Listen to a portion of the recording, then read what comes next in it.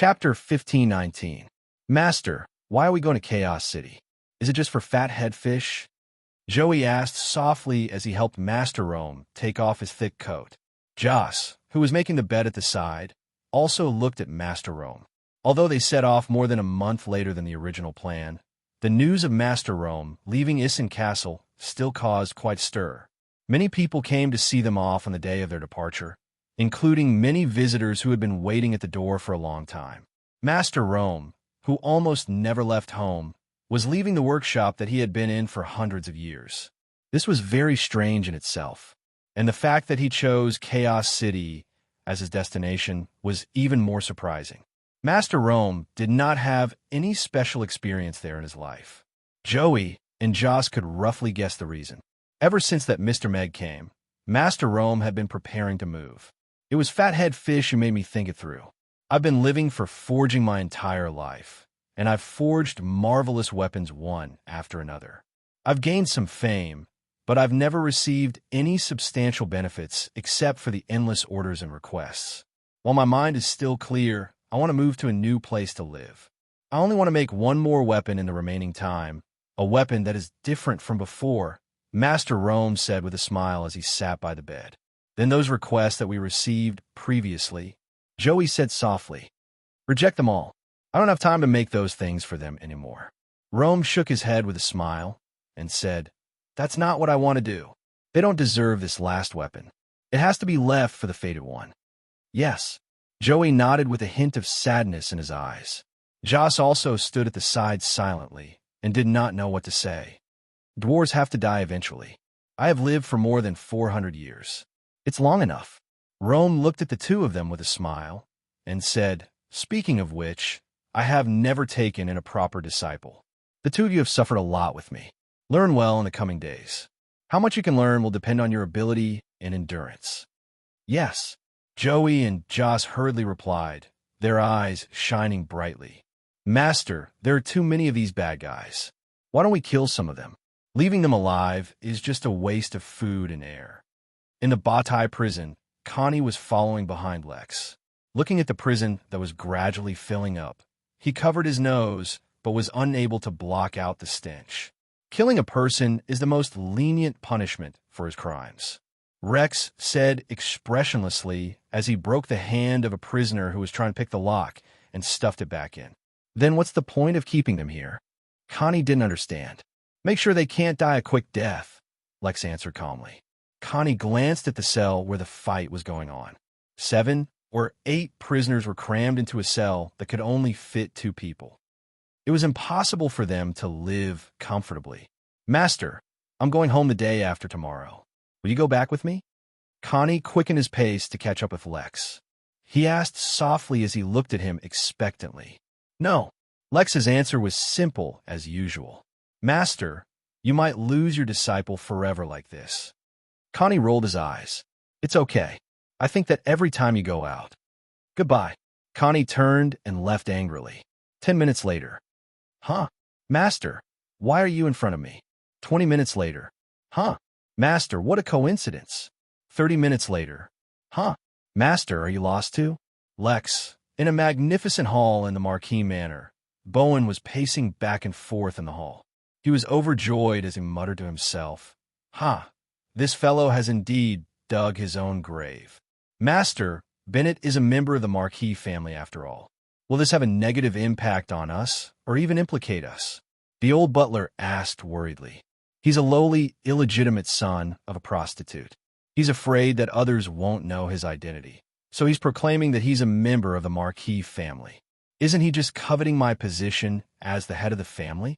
However, I already knew that his money came from illegal sources. I was afraid that he would implicate us one day, so I asked the family's businesses and people to draw a line with him. Even if he committed a grave crime, it has nothing to do with the Marquis family, Bowen said with a relaxed smile. Master, you have foresight. The old butler hurriedly flattered him.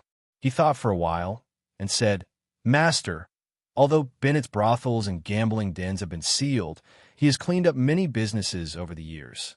For example, that tea house, a few gold shops, and medicine shops. Those are all valuable shops and businesses. Now that he's in jail, the gambling dens and brothels are definitely gone, but those shops and businesses since he's already in jail and committed such a grave crime, he most likely won't be able to come out. Those businesses naturally belong to the Marquis family. The smile on Bowen's face became even brighter. He stopped in his tracks and said to the old butler, "Go and get the emergency accountant and the manpower now. We'll go and take over those shops and businesses tomorrow morning." "Yes," the old butler replied, and turned to leave quickly. The heavens are really on my side. Not only did they get rid of this scourge, Bennett, they even gave me such a generous gift. Although that Meg from Mamie's isn't a good person, I really have to thank him properly for this. Bowen laughed heartily. After taking over Bennett's businesses, the Marquis family's power would increase significantly, and the gap between the Moreton family and the Buffett family would be shortened. It's a pity about those gambling dens and brothels. Those are the real money trees, Bowen said regretfully. He knew very well how Bennett got rich. In the city lord's castle, the lights were still on in the secret chamber. Michael looked at Roland with a serious expression and said, "I'm not involved in the Grey Temple's internal affairs, but we still have to deal with Mamie's incident properly. Although the two of them seem to have become more good-tempered recently and have started to keep people alive, they're about to set off for the Twilight Forest. That's something that concerns the situation on the Norland continent. We have to ensure that their rear is safe. I will investigate the matter of the inspection division thoroughly. Although there's no evidence that Godala was involved at the moment, I still transferred him to the Reserve Department to take on an idle position. The inspection of the various departments will also be carried out very soon." Roland drew circles on the table with his finger and said self-reproachfully, "We spent too much energy on external matters. We thought that the system would allow everything to run perfectly, but we didn't see through people's hearts." Chapter 15:20. Bennett was curled up in a corner of the cell, lying on the cold floor. The wounds all over his body made it impossible for him to tell which parts were in pain and which were unharmed. However, he was already numb to all of this. His heart was as cold as his body. The fear of losing everything had even overshadowed the pain he felt physically. He had never thought that he would end up like this one day. He had only wanted to get a hot pot recipe from a small restaurant employee. However, he had lost his gambling den and brothel because of this. He had even ended up in jail. The Grey Temple knew everything. Those fellows buried in the backyard of the gambling den, the illegal potions they had sold all these years, and all the old scores had been dug up. Their testimonies were written in black and white, and he had no choice but to admit it. Those loyal and tight-lipped confidants and subordinates had all kept their mouths shut in the hands of the Grey Temple. He was afraid that he would not be able to get out. His reputation had been ruined. His brother was probably happily thinking about how to remove his name from the Marquis family's genealogy. Bennett was in a daze. He could not help but think of Meg. He was obviously the one who had caused all of this. Those employees of his, as well as his possible relationship with the Grey Temple, made him a little fearful. He even regretted it a little. If he had not been so greedy as to set his sights on Amy's, if he had not been so envious of the hot pot business, and if he had not taken action the day Meg came to visit, all of this might not have happened. Bastard! Bennett's hoarse roar reverberated in the cell. All he got in return was a stern warning. Meg had a good night's sleep. He turned off the alarm, got up, and went downstairs to make breakfast. Not long after, there was a knock on the door. Meg opened the door. Apart from Phyllis and Camilla, who had come early to prepare the ingredients, Raina was also standing at the door.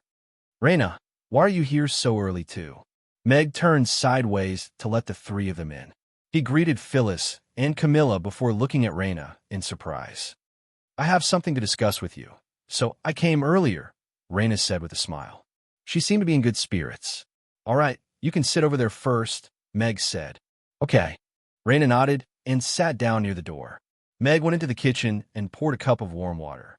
He gently placed it in front of Raina and looked at her with a smile. "Did you sleep well last night?" "Yes, I slept with my mother. I slept very well." Raina nodded. All the bad guys had been caught. She had indeed slept well in her mother's arms yesterday. "Is there anything you want to tell me this morning?" Meg asked. "Well, I have an immature idea. Raina looked at Meg with some hesitation. If you have an idea, just say it. I'm willing to listen, Meg encouraged with a smile. Raina looked at Meg's warm smile and mustered up her courage. I'm thinking, if we can set up a new hot pot restaurant outside Amy's. Open new hot pot restaurant? Meg looked at Raina with some surprise. He thought for a while and said, based on the current situation of the restaurant, I'm afraid it won't be easy to implement. Why do you want to open another hot pot restaurant? I think hot pot is a very great invention. It has a unique cooking method and eating method, as well as a unique dining atmosphere. It also has a delicious taste. But currently, the cost of eating hot pot in our restaurant is a little too high for ordinary people. The average consumption per person is over $1,000. It's a price that most people can't accept. Raina looked at Meg and said with a sincere expression, I know that you use the best spices and ingredients to create the ultimate taste. I want to open a new affordable hot pot restaurant by lowering the standard of ingredients so that more ordinary people can taste authentic hot pot. Meg thought for a while and looked at Raina, who looked a little nervous and expectant. He nodded and said, this is a good idea. Do you have a specific plan? Do you agree? Raina was obviously stunned. I agree with what you said, but as for how to implement it, I still need to hear your plan. Meg didn't rush to nod. I'm very familiar with the vegetable market in the north of the city. Every day at 3 o'clock in the morning, you can buy cheap but good quality pig bones from the pig dealers. They can be used to make bone soup. Tripe and various other ingredients can also be bought fresh at the vegetable market. Through the selection of suppliers, you can obtain good quality ingredients at moderate prices. As for spices, I can find substitutes for most of them. There are some differences in taste and fragrance, but the taste is still above average. It's just that there are a few spices that I need to obtain from you. A single customer can fill their stomachs with 100 copper coins. According to my calculations, after deducting the ingredients and labor costs, there's still a profit margin of more than 50%. If there's enough customer flow every day, we should be able to reap good profits, Raina said clearly. This is indeed a very good idea. It's also very practical. Meg looked at Raina with admiration. He really didn't misjudge her back then. If Bennett successfully poached her, she would definitely be a manager and partner who far exceeded the standard. Hot pot was a favorite of the general public. Meg had never thought of putting it on the shelf at a high price. It was not compatible with hot pot at all. However, Mamis was already busy enough with all kind of messy matters. He didn't have time to care about the feelings of ordinary people. Just as Raina said, the ingredients purchased from the system were naturally expensive because of their high quality. According to Raina's suggestion, finding a local supplier and using ordinary ingredients to make hot pot could greatly reduce the cost and make the price of hot pot more affordable. This is just an immature idea of mine. Raina blushed. She thought that her suggestion would be strictly rejected by Meg, but she didn't expect him to approve of it. Meg looked at Raina with a smile and said, the idea is not bad. The idea of opening another hot pot restaurant to take over the middle and low-end market is very commercialized, and there's a sufficient market. However, I don't have the time to care about this at the moment. You're now in charge of the designated hot pot area. Do you still have the energy to open a new hot pot restaurant? Our restaurant only serves hot pot at night, so I'm still quite free in the morning. It's just that. Raina looked at Meg and stopped talking. I'll give you 2 million copper coins as startup capital for the new hot pot restaurant. You'll be the manager and be in charge of all the matters of this restaurant from scratch. Our relationship isn't that of superior and subordinate, but that of a partner. I won't participate in any of the matters or decisions of this hot pot restaurant. You'll have half of the shares of this hot pot restaurant, and I'll only be in charge of the capital and future dividends. Meg looked at Raina and said with a smile, do you have the confidence to do it? Book Guest House Reading Website. Chapter 1521. Half of the shares. Raina was stunned when she heard that. She quickly shook her head and said, no way. You're the one who created the hot pot, and you're the one who invested in it. I didn't do anything, so how can I have so much of the shares? I just want ordinary people to be able to eat delicious hot pot. Letting more people taste delicious hot pot is a very beautiful idea in itself. It's also the spirit that a chef should have. Besides, how can you say that you didn't do anything? Opening a hot pot restaurant is not a simple thing. The location of the restaurant, the renovation, the selection of ingredients, the daily management of the hot pot restaurant. Everything requires a lot of effort and time. Meg smiled at Reina.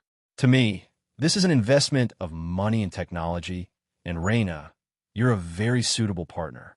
Half of the shares is the cornerstone of our cooperation, and it's also what you deserve. But Reina was still a little hesitant. I hope that your hot pot restaurant will not be limited to Chaos City.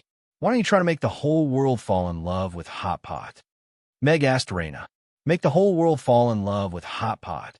Reina's eyes gradually lit up, and she felt that the world in her mind had suddenly opened up. The world outside of Chaos City was too far away for her, who used to work hard just to survive.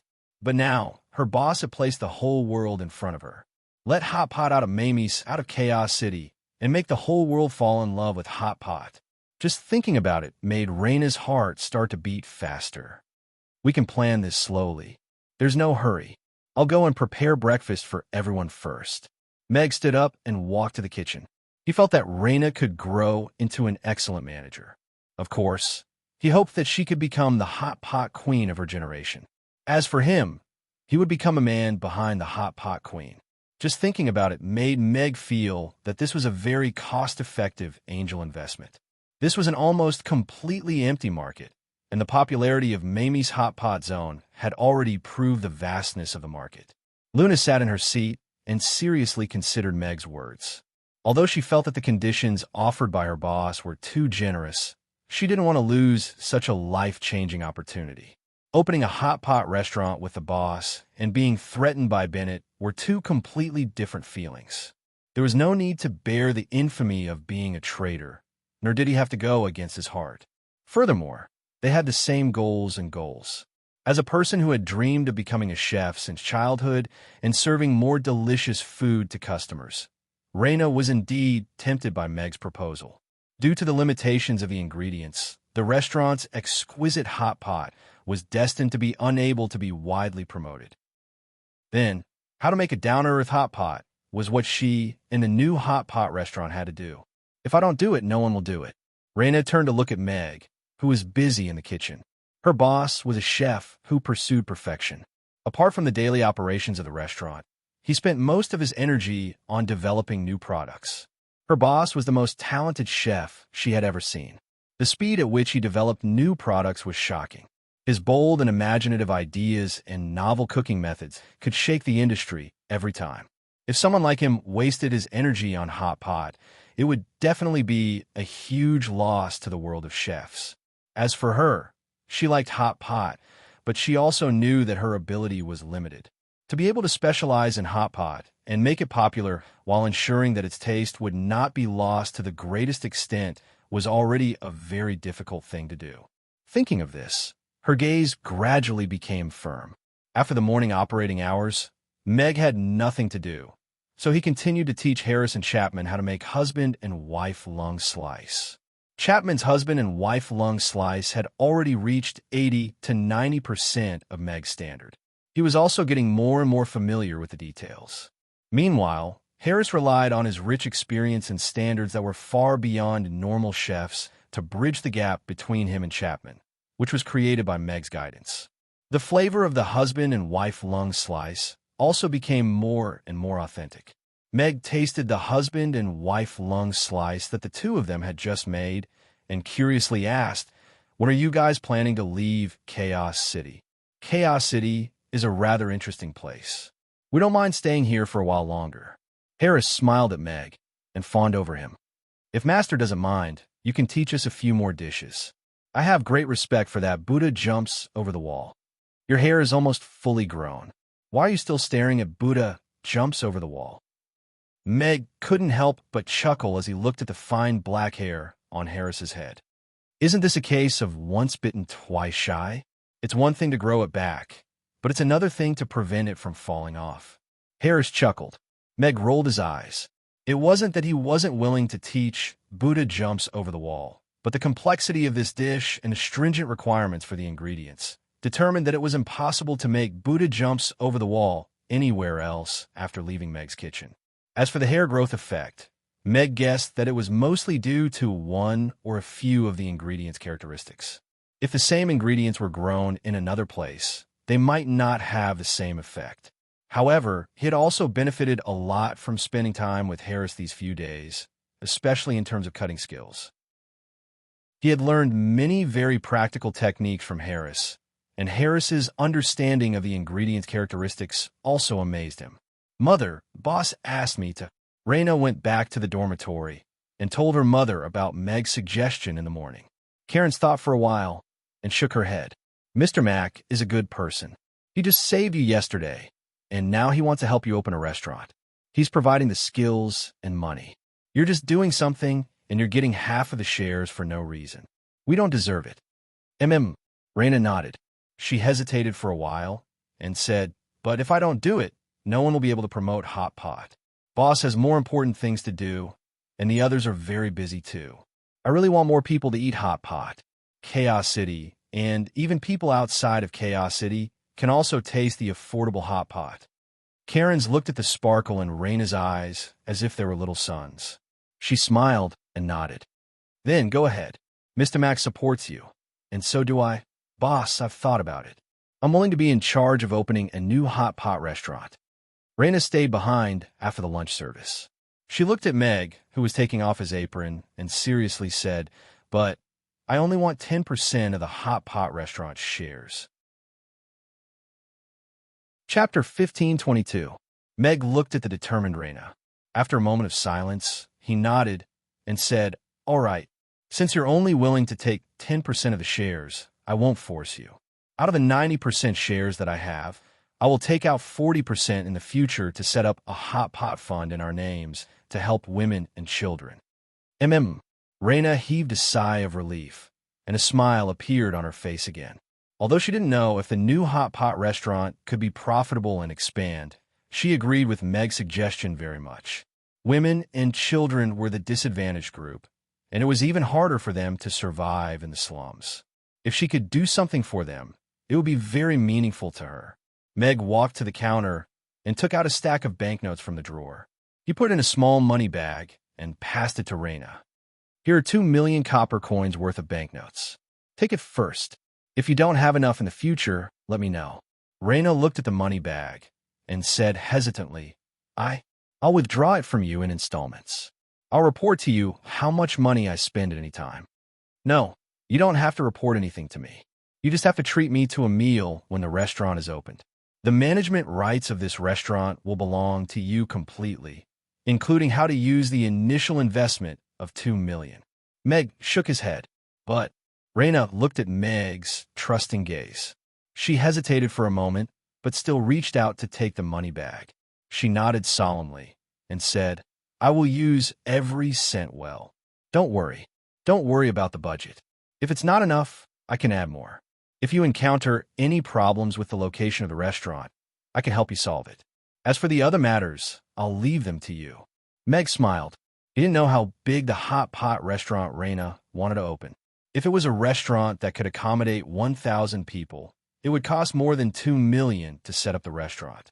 Of course, with a population of 1 million in Chaos City, there was no need to worry about having too many empty seats for the only authentic and affordable Hot Pot restaurant. If Raina could control the taste well and not deviate too much, she might even be able to divert a batch of high-spending customers from Amy's. A store. Raina furrowed her brows as she pondered. It would be best to open a store in the Aiden Square. It had convenient transportation, and there was a lot of food and beverage businesses. However, the rent for the shops in Aiden Square was extremely expensive. She wanted to open a large Hot Pot restaurant that could accommodate more than 1,000 people. That way, the customers wouldn't have to wait in line for a seat, and it would be easier to eat Hot Pot.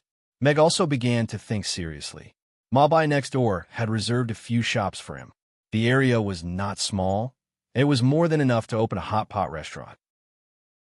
However, it was a little strange that a new Hot Pot restaurant had opened next to Mamie's. Ding-ling. At this moment, a bell rang outside the door. "Ooh." Meg walked to the door doubtfully. When he opened the door, he saw a man wearing a black hat and a loose black windbreaker standing outside. Although the man's hat was pulled down very low, Meg could still recognize him at first glance. Burton looked up at Meg and said in a low voice, "Mr. Mack, I need to explain to you about what happened yesterday and solve the problem. Come in. Raina is here too." Meg stepped aside to let Burton in. "Boss, if you have something to discuss, I'll take my leave first." Raina took a look at Burton, who was dressed mysteriously and prepared to leave first. Burton took off his hat and said to Raina, "Miss Raina, right? I'm from the Grey Temple. I'm here on behalf of the Grey Temple to apologize to you and Mr. Meg and to discuss the related compensation." "HLO." Raina was stunned. She recognized that this was the Grey Temple officer who had brought his men to arrest all the bad guys last night, and quickly nodded. Meg closed the door and shook his head. "I don't have to compensate, but the Grey Temple should indeed apologize and compensate Raina for the shock and harm she had suffered. This kind of thing shouldn't have happened. Miss Raina, on behalf of the Grey Temple, I sincerely apologize to you for what happened yesterday," Burton said sincerely as he bowed 90 degrees to Raina. It's all right." Raina waved her hand helplessly and looked at Meg for help. Meg was also looking at Burton in shock. He knew that Burton was the head of the Grey Temple's intelligence department and could be considered a big shot in Chaos City. Yet, he was actually willing to lower himself to apologize to Raina. Burton straightened his back and continued to say to Raina, "Yesterday's incident was caused by our negligence. It's also our fault that we didn't detect and eliminate the corruption of the Grey Temple's internal personnel in time. As the law enforcement agency of Chaos City, the Grey Temple failed to fulfill its duty to protect the residents. We have to reflect on this and apologize to you. Thank you for coming to save us last night and for treating my injuries."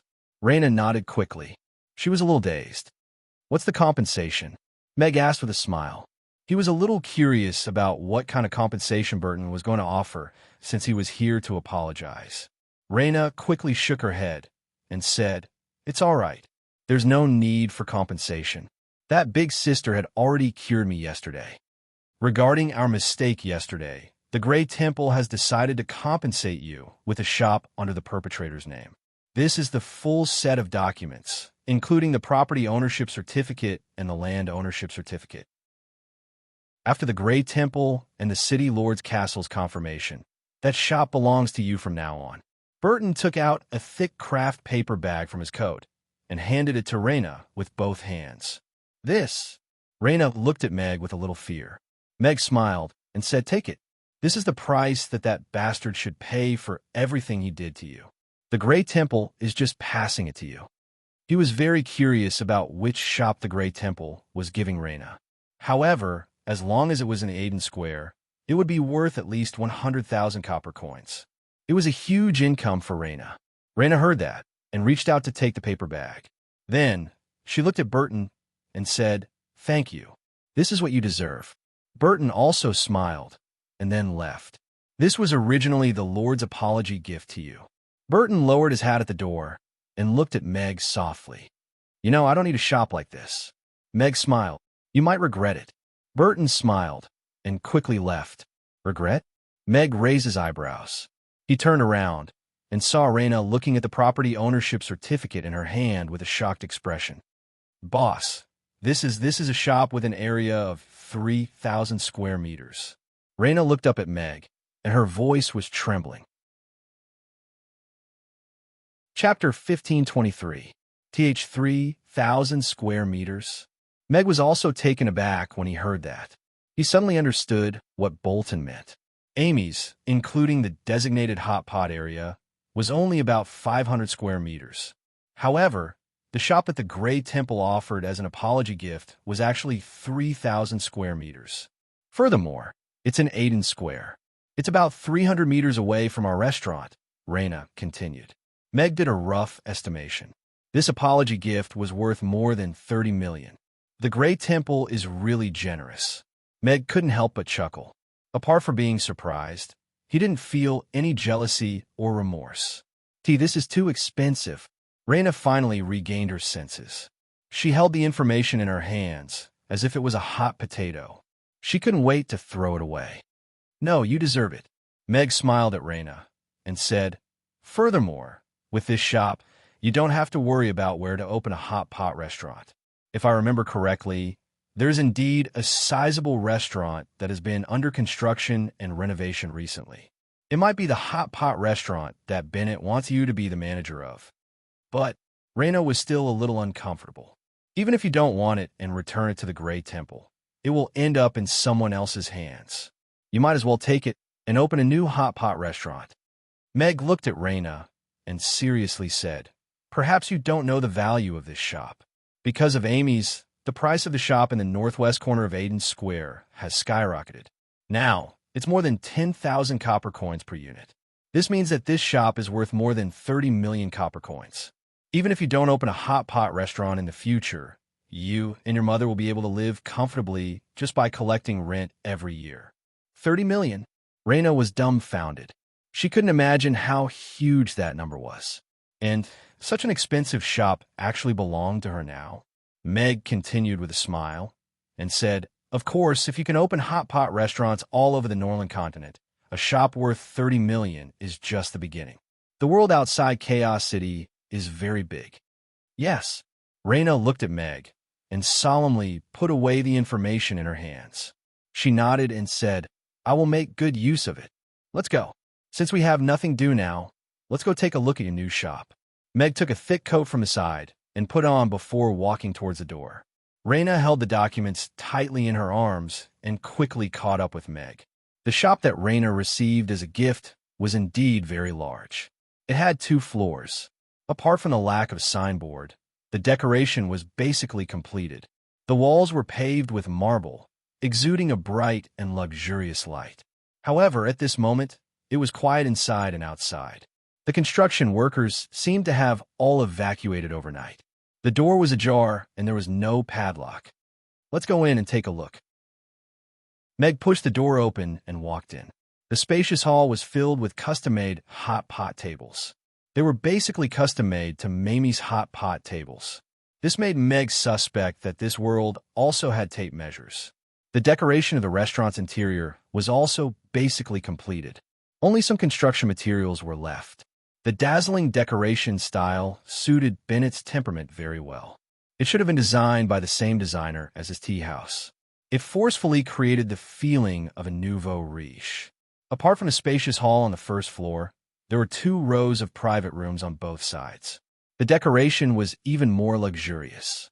According to the number of seats, just the first floor alone could accommodate close to 1,000 people eating at the same time. The kitchen is on the 2nd floor. Meg walked around the first floor, but didn't find the kitchen. Thus, he went up the stairs to the 2nd floor. There were no private rooms on the 2nd floor. There was only a hall of about 500 square meters. It was also filled with standard hot pot tables. After passing through the hall, there was a huge kitchen of about 1,000 square meters. The decoration was already completed. Only the kitchen utensils had yet to be brought in. A large hot pot restaurant that can start operating as soon as you enter. This will save you a lot of trouble. Meg walked around the kitchen and turned to look at Raina, whose mouth was wide open the entire time. It's so big. Can I really open such a big hot pot restaurant?" Raina shrugged, but she was already looking forward to it. "I think it's fine." Meg smiled. If such a place could be revived, even if the price per customer was 100 copper coins, the daily turnover would probably be comparable to Amy's. Raina stayed in the new hot pot restaurant to take inventory of the things that needed to be added or subtracted, while Meg returned to the restaurant in advance. He had decided to completely ignore the new hot pot restaurant and be a qualified investor. Bennett definitely wouldn't be able to get out in this lifetime. He could be considered to have gotten rid of a pest for Chaos City. As for how the Grey Temple was going to deal with it, that wasn't something he should be concerned about. He believed that Roland wouldn't allow a pest to exist in the Grey Temple. What he needed to prepare now was to go to the Twilight Forest the next day. He needed to ensure that the mission was completed to the greatest extent, and at the same time, ensure that everyone in the restaurant could escape unscathed. The Fog tribe was the 2nd largest orc tribe, after all. Although their power had decreased greatly after the internal strife, They still had a few 10th-tier powerhouses and a batch of 8th-tier and 9th-tier powerhouses. Meg received the latest intelligence about the Fok tribe and the orcs from the Grey Temple not long after he returned to the restaurant, as well as a name and meeting location. If you encounter an emergency in the Fok tribe, you can go to Stone Alley to look for Sim Tavern's boss, Old Sim. He will provide you with help. Meg stared at that piece of paper for a while before rubbing it with his fingers and turning it into dust. Ding! Sim Tavern's boss, Old Sim, in Stone Alley is a top-notch rum brewer. The host has triggered a hidden mission. Please acknowledge Old Sim as your master and learn how to brew rum. Mission reward: proficiency in brewing. You will also be able to learn 3 new types of brewing techniques. Mission penalty: alcohol allergy constitution. Mission time limit: complete within 3 days. Right at this moment, the system's voice suddenly appeared in Meg's mind. Learn how to brew rum? Meg was slightly taken aback. This mission was rather unique. After thinking for a while, he curiously asked, "System, can I learn how to brew any type of alcohol, including Maodai or Erguo too?" "Yes. You can choose 3 types of alcohol." Meg raised his eyebrows slightly and smiled as he mumbled to himself, "If Erguo too can be learned, I have a new idea." The next morning, Meg hung a notice at the door. Going out to gather ingredients. Closed for a few days. After that, he led everyone in the restaurant to follow the orcs from the Fok tribe and left on their flying steeds. Chapter 1524. Great Temple. Roland put away the secret letter in his hand and said to Burton, "Give him the highest level of authority. Let all the informants in the Twilight Forest cooperate with him. Protect him and his entourage as much as possible." "Yes." Burton nodded and turned to leave. The demons in the Boundless Sea realm are still in a mess. I wonder what kind of trouble this couple can stir up in the Twilight Forest. I'm really looking forward to it. Burton murmured to himself as he walked to the window. Fuck. Without any warning, Mr. Mac went out to get ingredients again. I ran half the city just to come here to eat soy milk and youtiao, but it's closed. At the entrance of Amy's, the customers looked at the signboard hanging on the door and instantly lamented. Oomph, such an irresponsible boss. Even if he comes back with a new product, I will never, is it really delicious? I will never eat less. Everyone comforted each other and could only leave helplessly. What could they do? Delicious new products always needed to be patiently waited. This had already become some kind of consensus. Father, do we really not need to apply for leave from Master? Will they be very angry? Amy asked curiously as she lay in Meg's arms. However, she did not look worried at all. It's okay. I've already asked the delivery man to send the leave request to the school.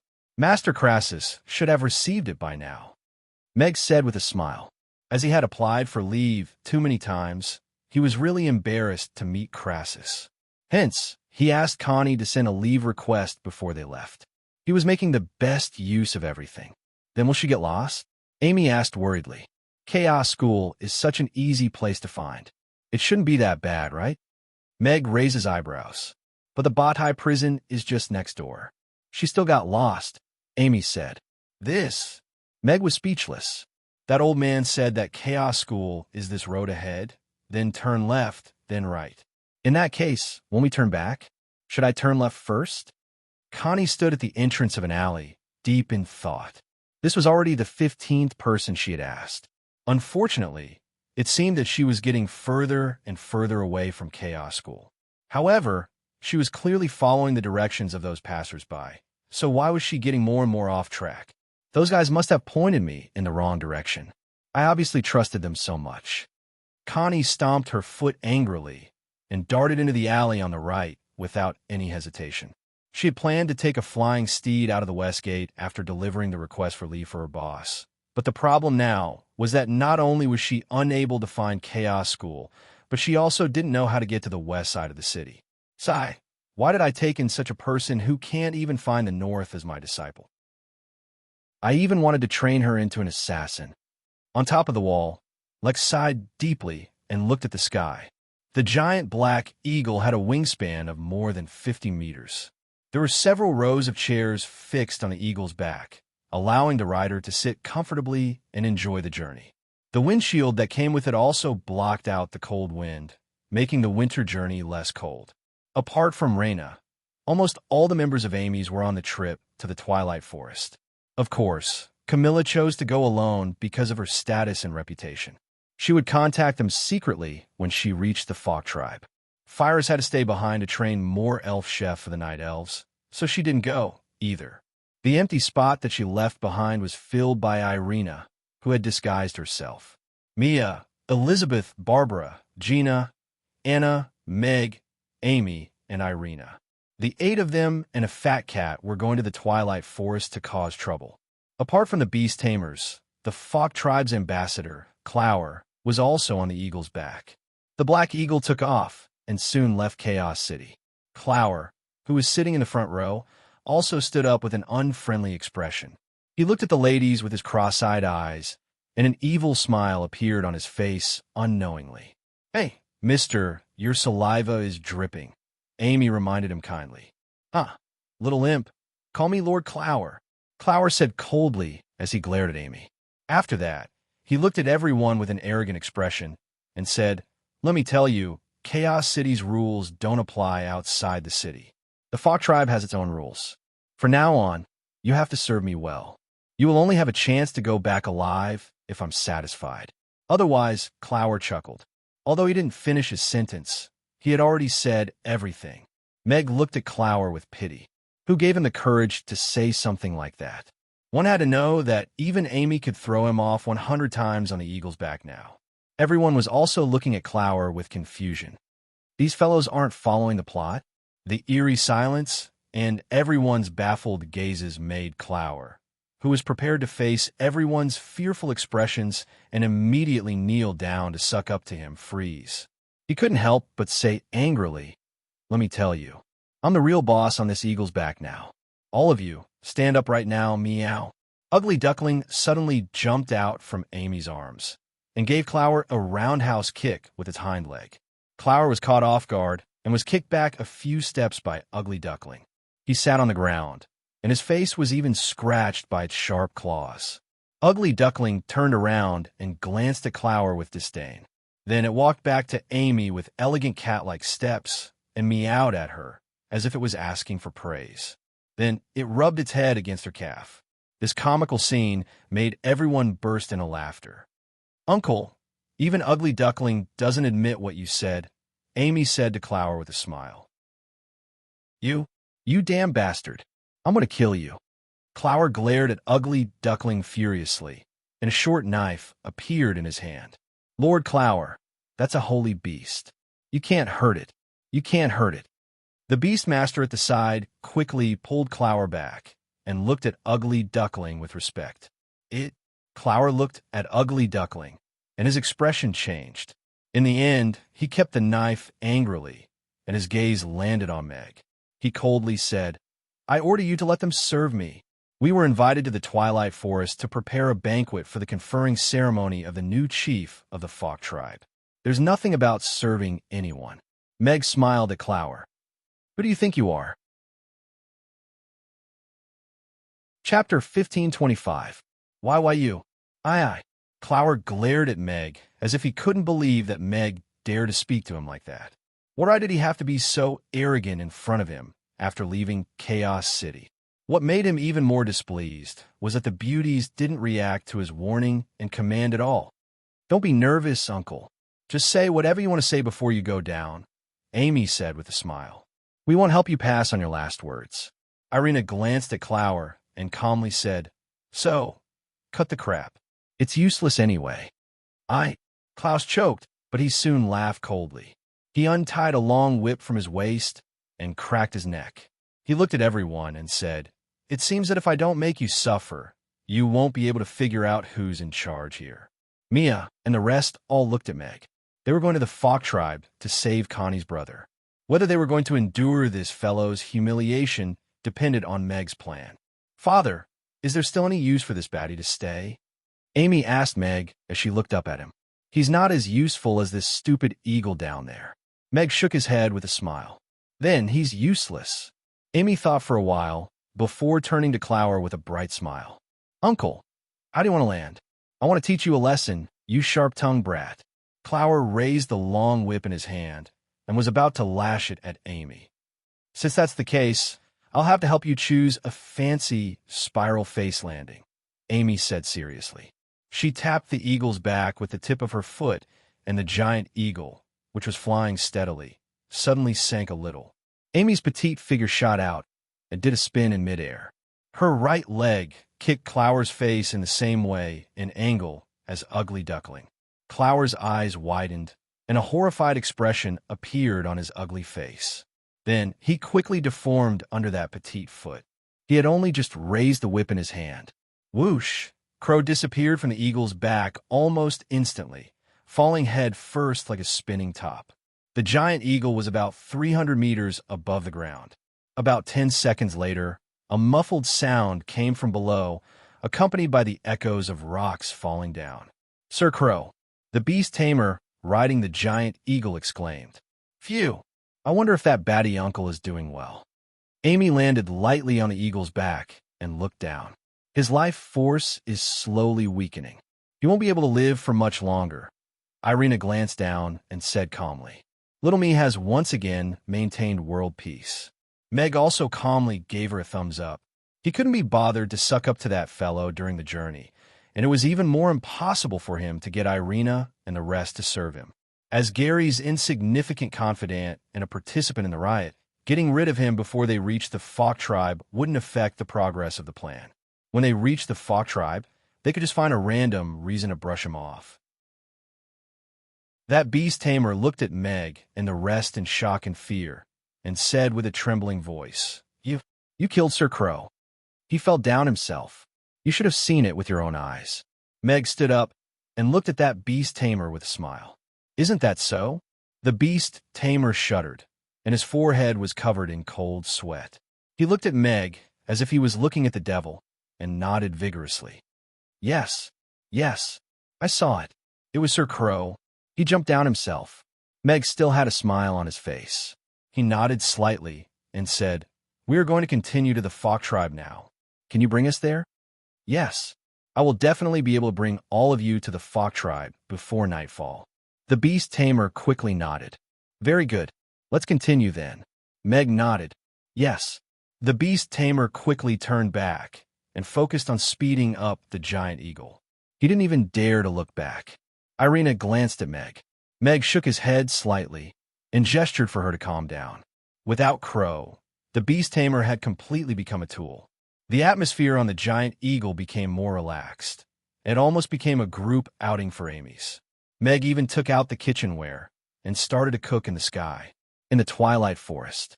In a magnificent and tall stone hall, a tall orc with a conspicuous scar on his right eyebrow was sitting on the main seat. He looked at the orcs standing below with their heads lowered with a gloomy expression and said, You still haven't caught that last Connie? Chief, we have searched the entire twilight forest and sent many people to look for her in Chaos City, but we still haven't found any traces of her. According to our judgment, she might have already died on the way.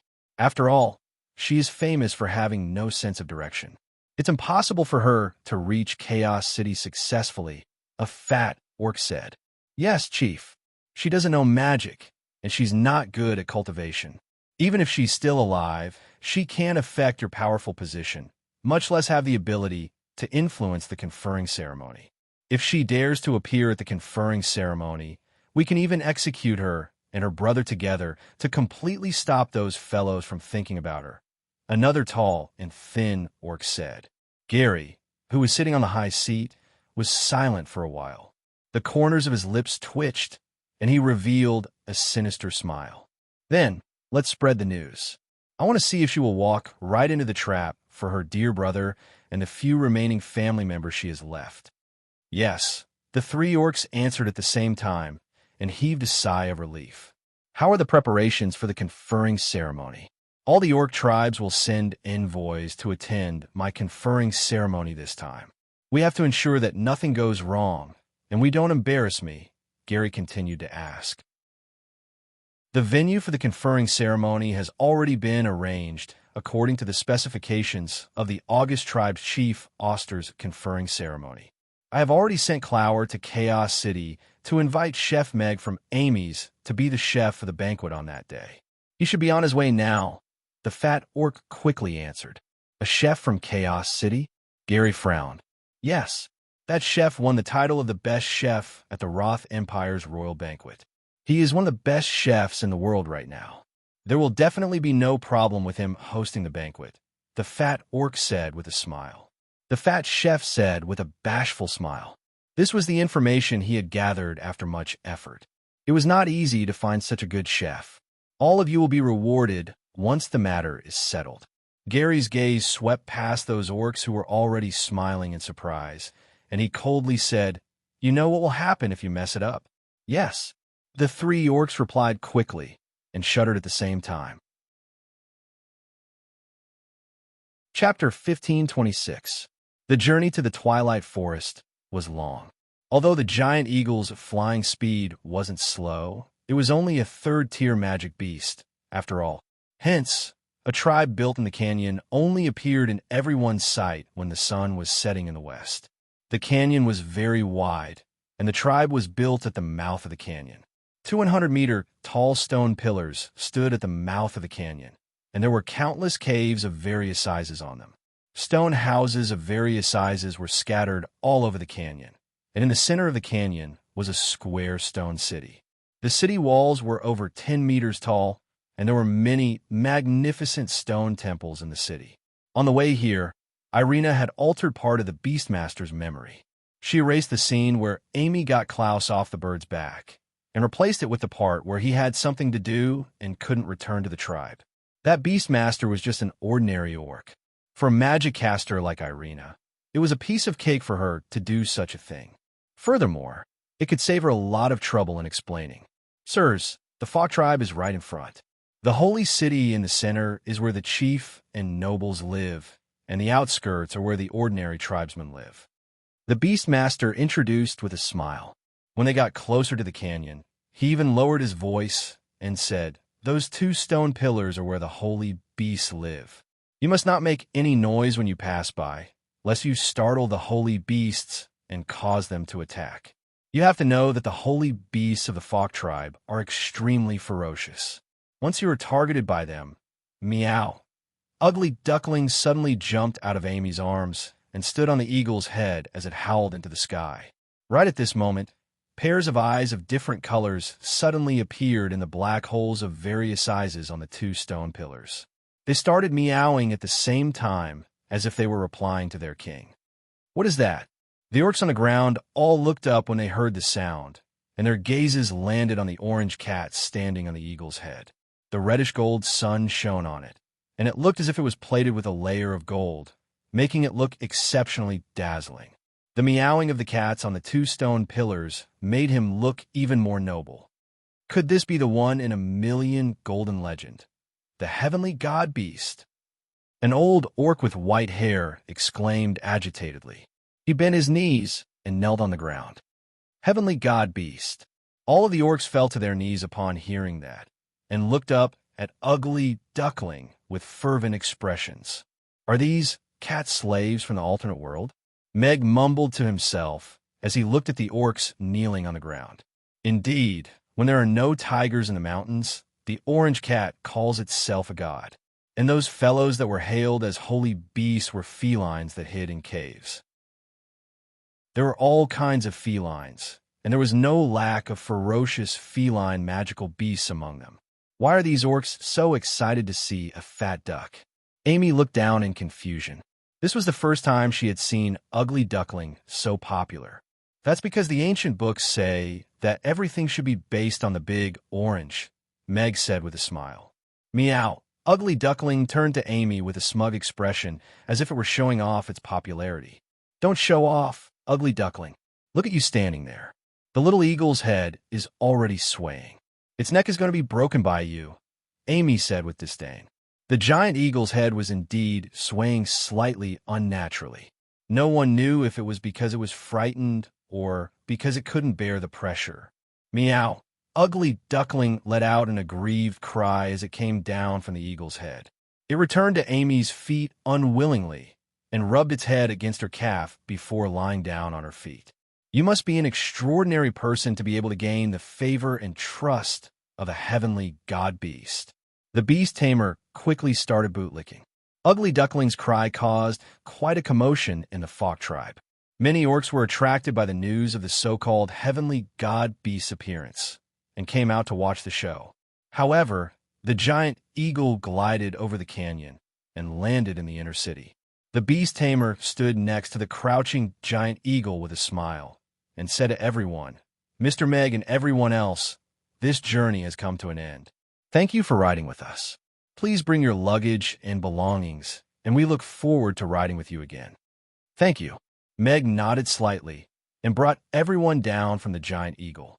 Not far away, a fat orc was walking over with a group of people.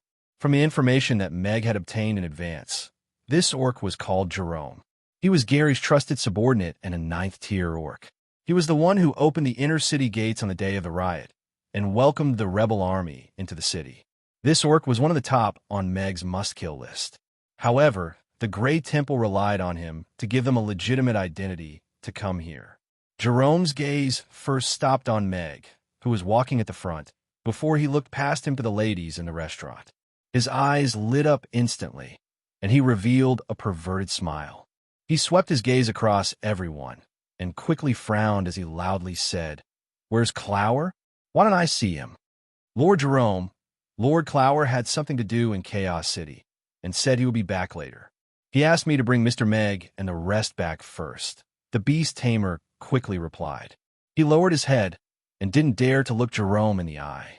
This bastard. How dare he neglect the mission I gave him? You go and get him back here immediately. Jerome shouted coldly. Yes. That beast tamer's legs trembled as he got onto the giant eagle and flew away immediately. Jerome's gaze landed on Meg, and he sized him up. He looked like an ordinary human and asked, "You're Meg from Chaos City?" "Yes, I'm Meg. I was invited to host the conferring ceremony banquet for the new chief of the Fok tribe," Meg said in a neutral tone. "Are your dishes really that good? Even the king of the Roth Empire was full of praises for you?" Jerome looked at Meg doubtfully. Could an ordinary human, and one that looked so young, really cook delicious food? He wasn't full of praises. Meg looked at Jerome with a smile and said, "That's because the king of the Roth Empire only cared about eating and didn't have time to praise me." Jerome's chubby face twitched. This fellow was really shameless when it came to praising himself. "Very good.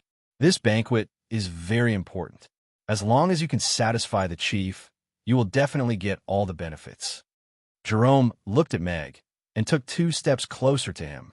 He lowered his voice and said, "But if you mess it up, you will know what it means to live a life worse than death." Bookhouse Reading Website. Chapter 1527.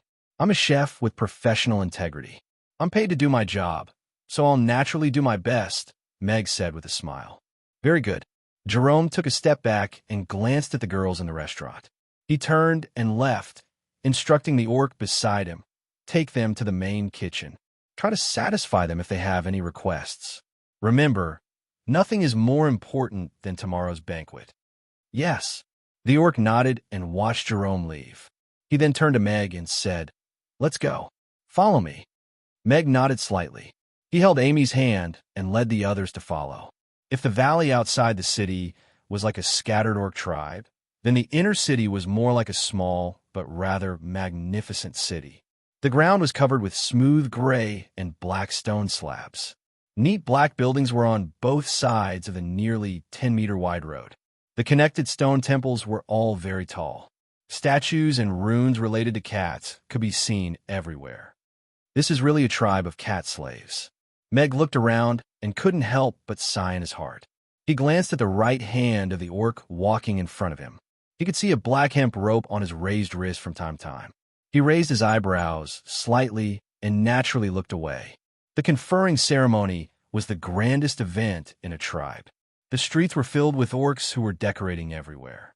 All kinds of decorations decorated the main street, making it very lively. Meg, and the others attracted the attention of many orcs, especially the beautiful girls. They were even more eye-catching. This is the chef in charge of tomorrow night's banquet. Behave yourselves. Behave yourselves, the orc walking in front said in a deep voice, making the orcs who had evil smiles on their faces step back.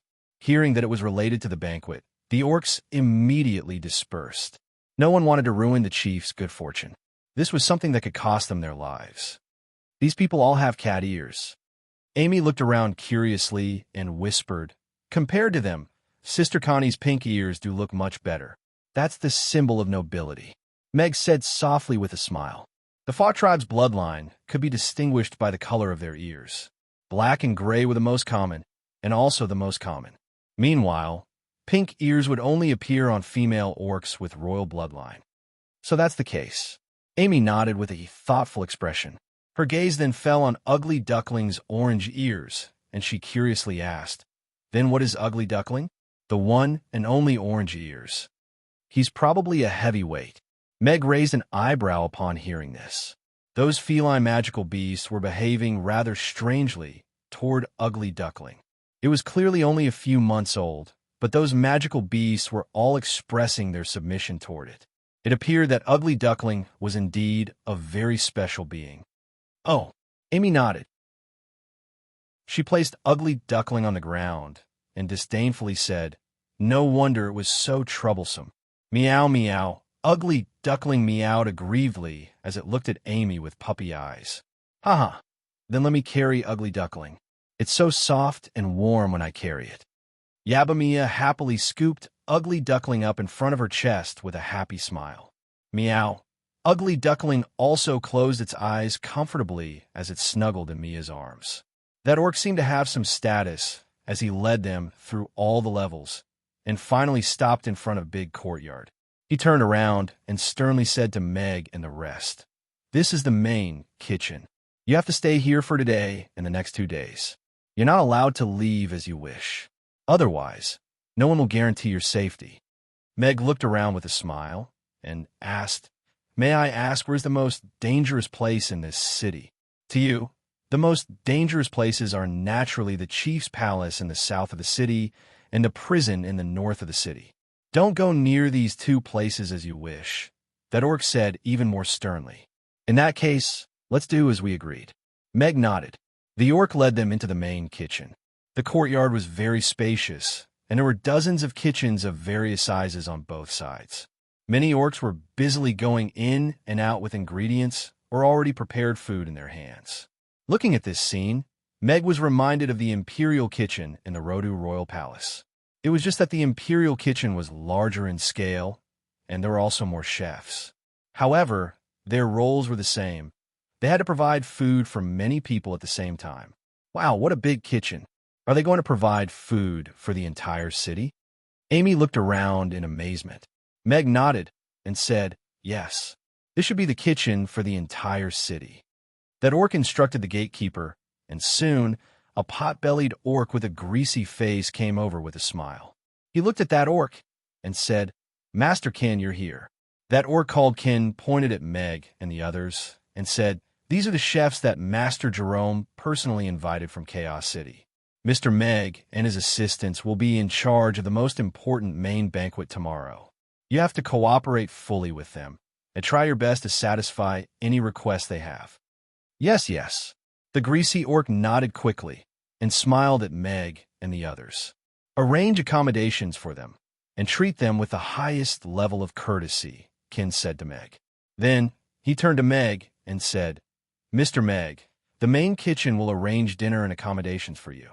If you need anything, you can ask them to look for me." "All right, thank you." Meg nodded slightly and watched as Ken left. "You're that Mr. Meg who won the Best Chef Award at the Roth Empire's Royal Banquet? I've been seeing news about you and your restaurant in magazines recently. I didn't expect to be able to invite you to host the main banquet this time. It's really an honor to meet you." That orc looked at Meg with glowing eyes and didn't forget to introduce himself. "I'm the person in charge of this main kitchen, Heyman. I'm in charge of the main kitchen, and I provide 3 meals for all the nobles in the inner city." "Nice to meet you." Meg also greeted him with a smile. This round orc, who was at least 150 kilograms, didn't sound like he was trying to flatter him, nor was he trying to be arrogant. He was the first orc that Meg had a good impression of since he came to the Falk tribe. You must be tired from the long journey. Let me bring you to your accommodations first, and then I'll get the kitchen to prepare dinner for you. Haman brought Meg and the others to their accommodations. There was an independent small courtyard next to the main kitchen. It wasn't luxurious, but it was still considered clean and elegant. There were 4 rooms, and Meg and the others could stay in them after they were allocated. After that, Haman brought everyone back to the main kitchen and walked towards the dining hall. Have you heard? Although the main kitchen is in charge of the banquet for the conferring ceremony this time, the main banquet is handled by an outsider. Our main kitchen has been abandoned, a short and skinny chef said in the dining hall. Book Guest House Reading Website. Chapter 1528. There's such a thing. His words immediately attracted the attention of many chefs who were eating. Our main kitchen has always been in charge of all the banquets in the tribe. How can the rules be changed so easily after so many years? There are so many great chefs in our main kitchen. How can they find someone better than us outside? A middle-aged chef said angrily. Instantly, there was a commotion of agreement. Their pride as chefs made it difficult for them to accept such an arrangement. What are you yelling about? Don't you know what you are capable of? If the things you made were really presentable, Master Jerome wouldn't have had to go through so much trouble to invite Mr. Meg from Chaos City. Haman walked into the restaurant and looked at all the chefs present with disappointment. He stepped aside to let Meg through and continued, "Let me introduce him. This is Mr. Meg, the head chef from Mamie's in Chaos City. He will be in charge of the main banquet for tomorrow's banquet." As to why we chose him? Because Mr. Meg's dishes won the Best Dish Award at the Roth Empire's Palace Banquet, and he has also received praises from many famous gourmets. Are you convinced? Haman's gaze swept across all the chefs in the restaurant. The restaurant fell silent instantly. All the chefs looked at Meg with complicated gazes and some resentment and indignation. Meg glanced at the restaurant. It seemed like no one had prepared dinner for them. He couldn't be bothered to argue with these peers, so he said, "Let's make dinner ourselves. May I know where the kitchen is that we can use?" "Mr. Meg, this way, please. All your kitchenware has been moved to Kitchen 1. If you need to make dinner, I will bring you there," Haman said with a smile as he led Meg out of the restaurant and towards Kitchen 1. Let's go. Let's go take a look, too. Let's see if this fellow is really so capable and how he can replace us." The short and skinny chef who started the incident put down his bowl and followed them out. "Let's go. Let's all go take a look." All the chefs followed them out. The news of the arrival of Meg and the others had already spread throughout the kitchen. An outsider was going to replace their original position, which naturally caused quite a commotion. After hearing the news, more and more chefs gathered in kitchen number 1. They all wanted to see with their own eyes whether the invited chef was really that awesome. "Father, why do these chefs seem so unfriendly to us? Are they bad guys?" Amy asked in a low voice as she looked at the hostile chefs in bewilderment. "I'm not really a bad guy. Every chef has their own pride. If I can't convince them wholeheartedly, I'll make them feel uncomfortable." Meg shook his head with a smile. He could understand the reason behind the resentment of his peers. "I'm sorry, Mr. Meg. I didn't teach them well." Haman turned her head and said with some embarrassment, "It's all right. As a chef, I can understand how they feel." Meg shook his head. Of course, understanding didn't mean that he had to spoil them. Kitchen number 1 was the largest kitchen in the main kitchen. It was also the most well-equipped and high-end kitchen. In addition to the original equipment, the kitchenware that Meg brought over had also been moved into the kitchen. However, many of the kitchenware were new to them, so they hadn't arranged them yet. Meg made sure that his kitchenware hadn't been lost during the transportation process. Then he began to instruct Mia and the others to put the kitchenware in a comfortable position. "Is this the chef that you invited? He looks so young, just like an apprentice." "Yeah, he doesn't look like a chef who can make delicious food." Which old chef hasn't accumulated decades or even centuries of cooking skills? What can such a young human make? Is the kitchen a place where women can stay? He actually found a bunch of women to be his assistants. How extravagant. I'm just curious.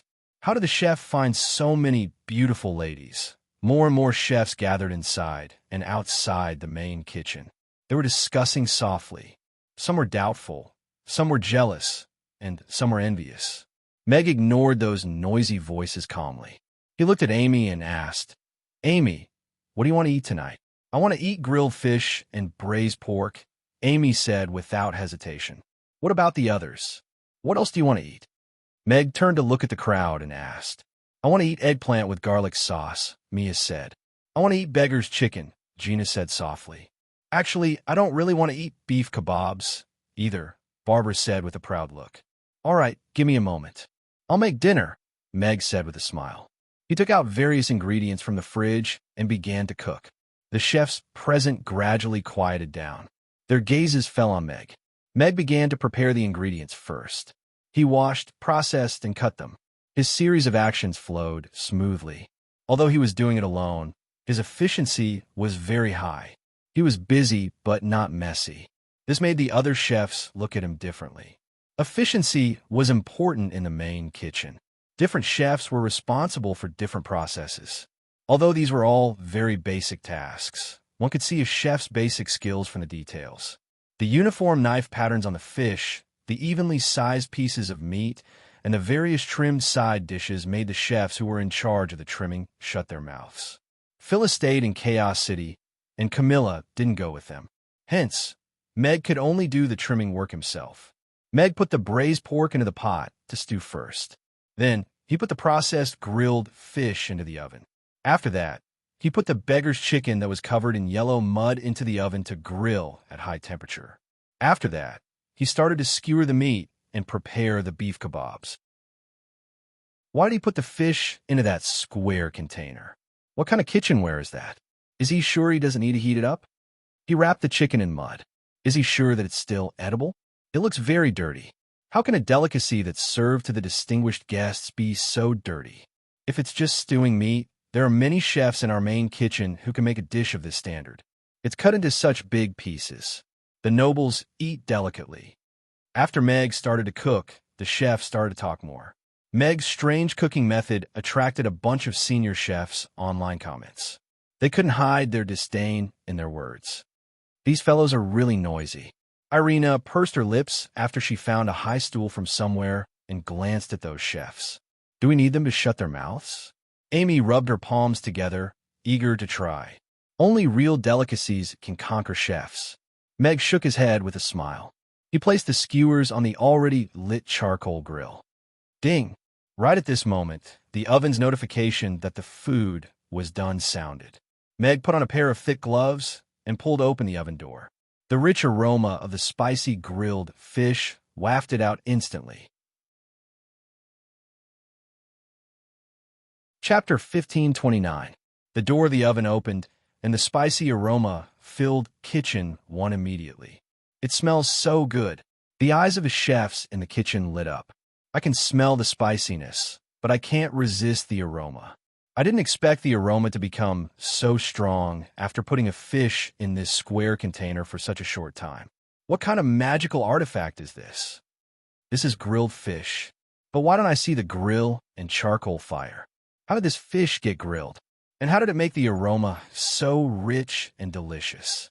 Gulp. The aroma of the grilled fish spread and caused an uproar and gasp.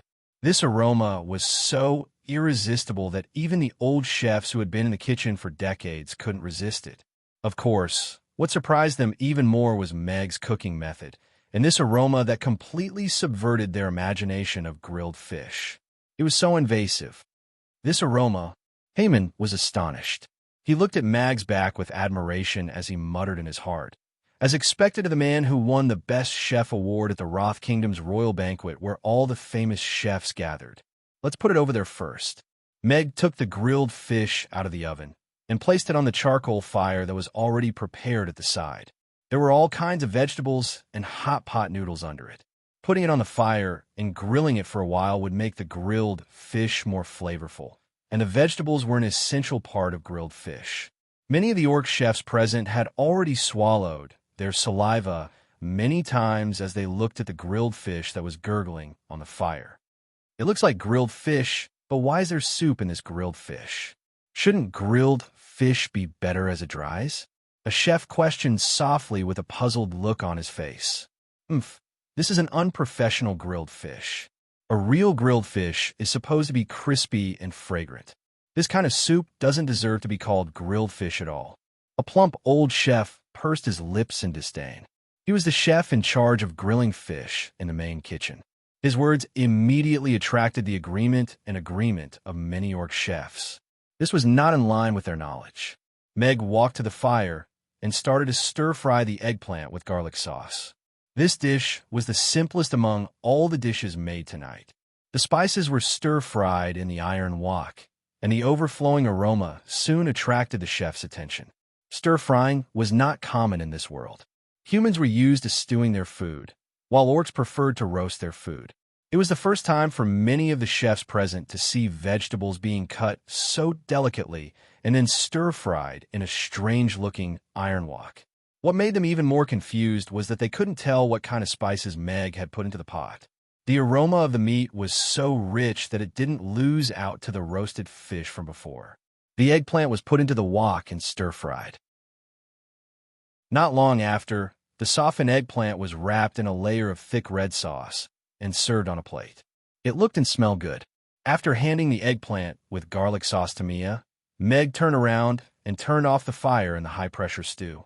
He pressed the button to reduce the pressure and poured the braised pork into the blackstone pot. The rich aroma of the meat wafted out.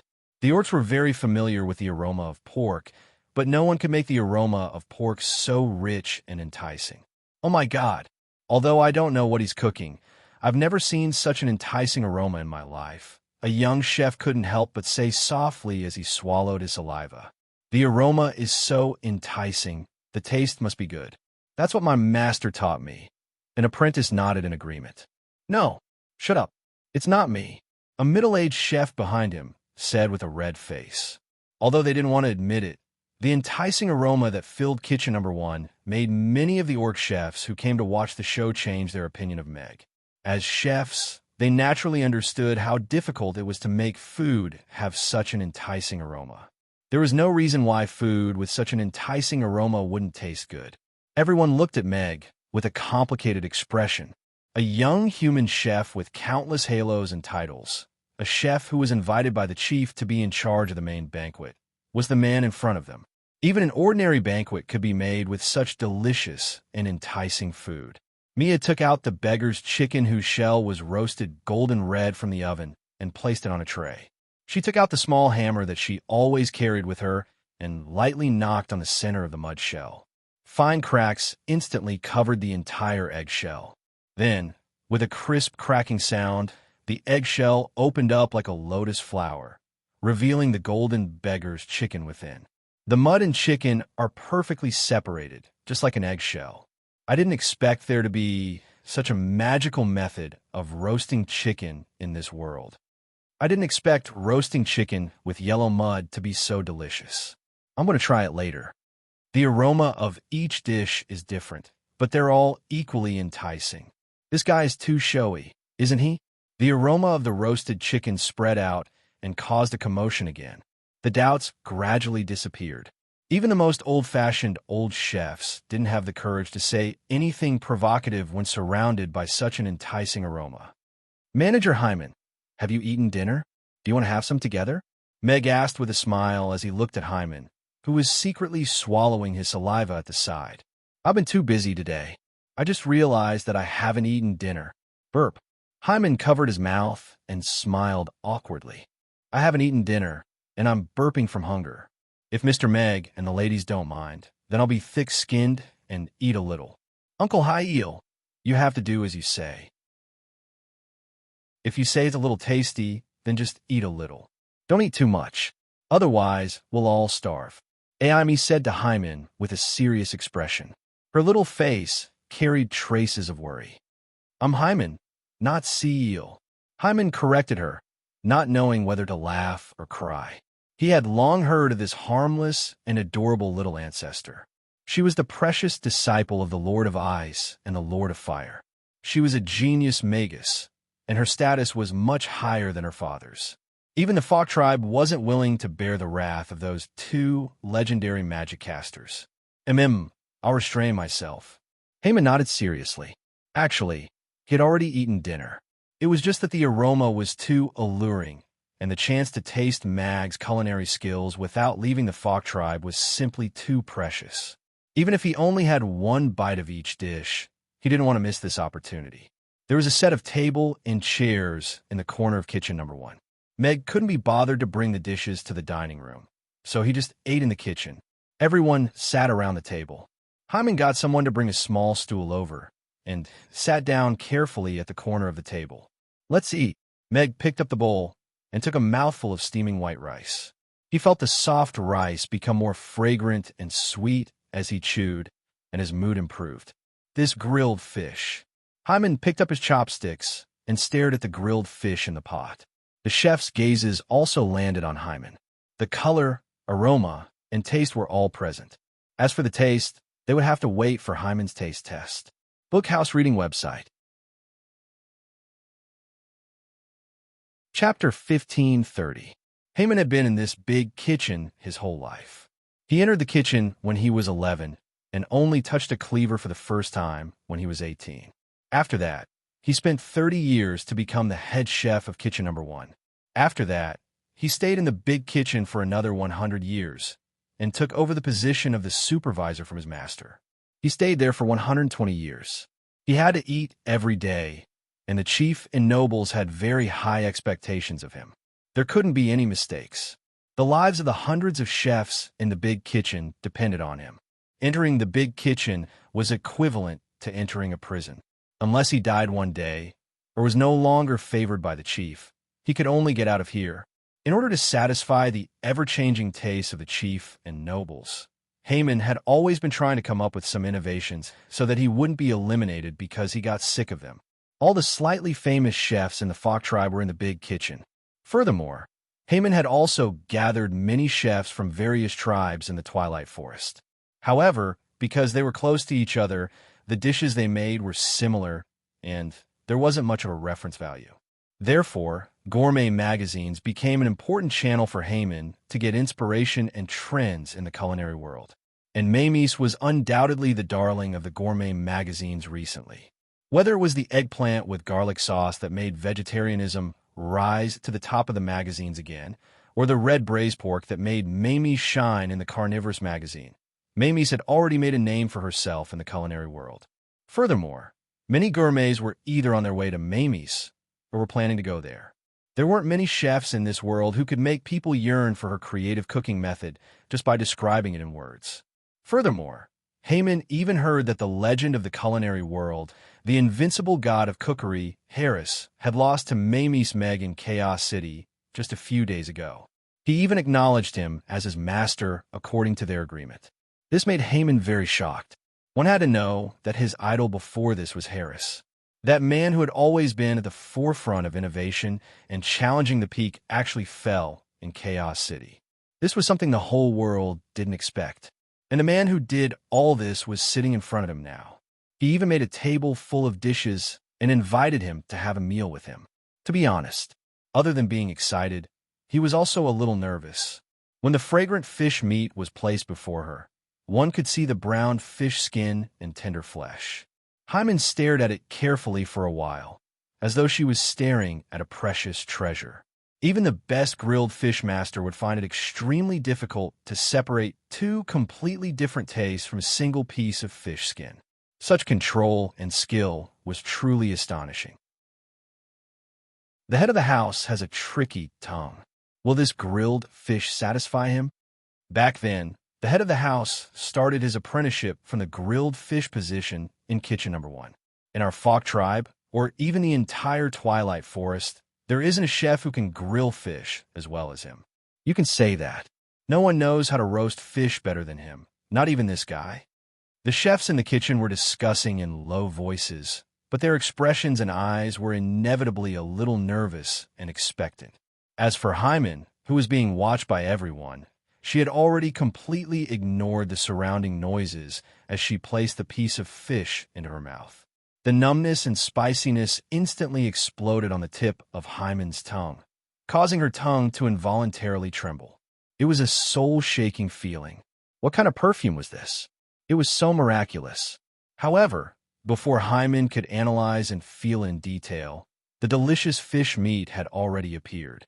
The fragrant fish skin was bitten open, and the flesh of the fish was exceptionally fresh and tender. The taste of the spices and sauce had already slowly seeped into the fish as it was cooked over the charcoal fire. The combination of the spiciness and freshness was so ingenious that it made the taste buds feel as though they were welcoming a wave of deliciousness. He was indeed the one who grilled the best fish in their village, tribe, and even the entire forest. When he was young, he used to think that no one in this world could grill fish as delicious as his. He had only gotten rid of his addiction to grilling fish all these years, but he still thought so in his heart. Until today, this mouthful of grilled fish made him completely fall into the ground. Even as an old chef who had been grilling fish for over 200 years and had been constantly trying to innovate and improve, he had to admit that this was the most delicious grilled fish he had ever tasted. This revolutionary way of grilling fish actually combined grilled fish and stewed fish so perfectly, and it even gave off an exceptionally mesmerizing spark. Rip! An unexpected tearing sound could be heard.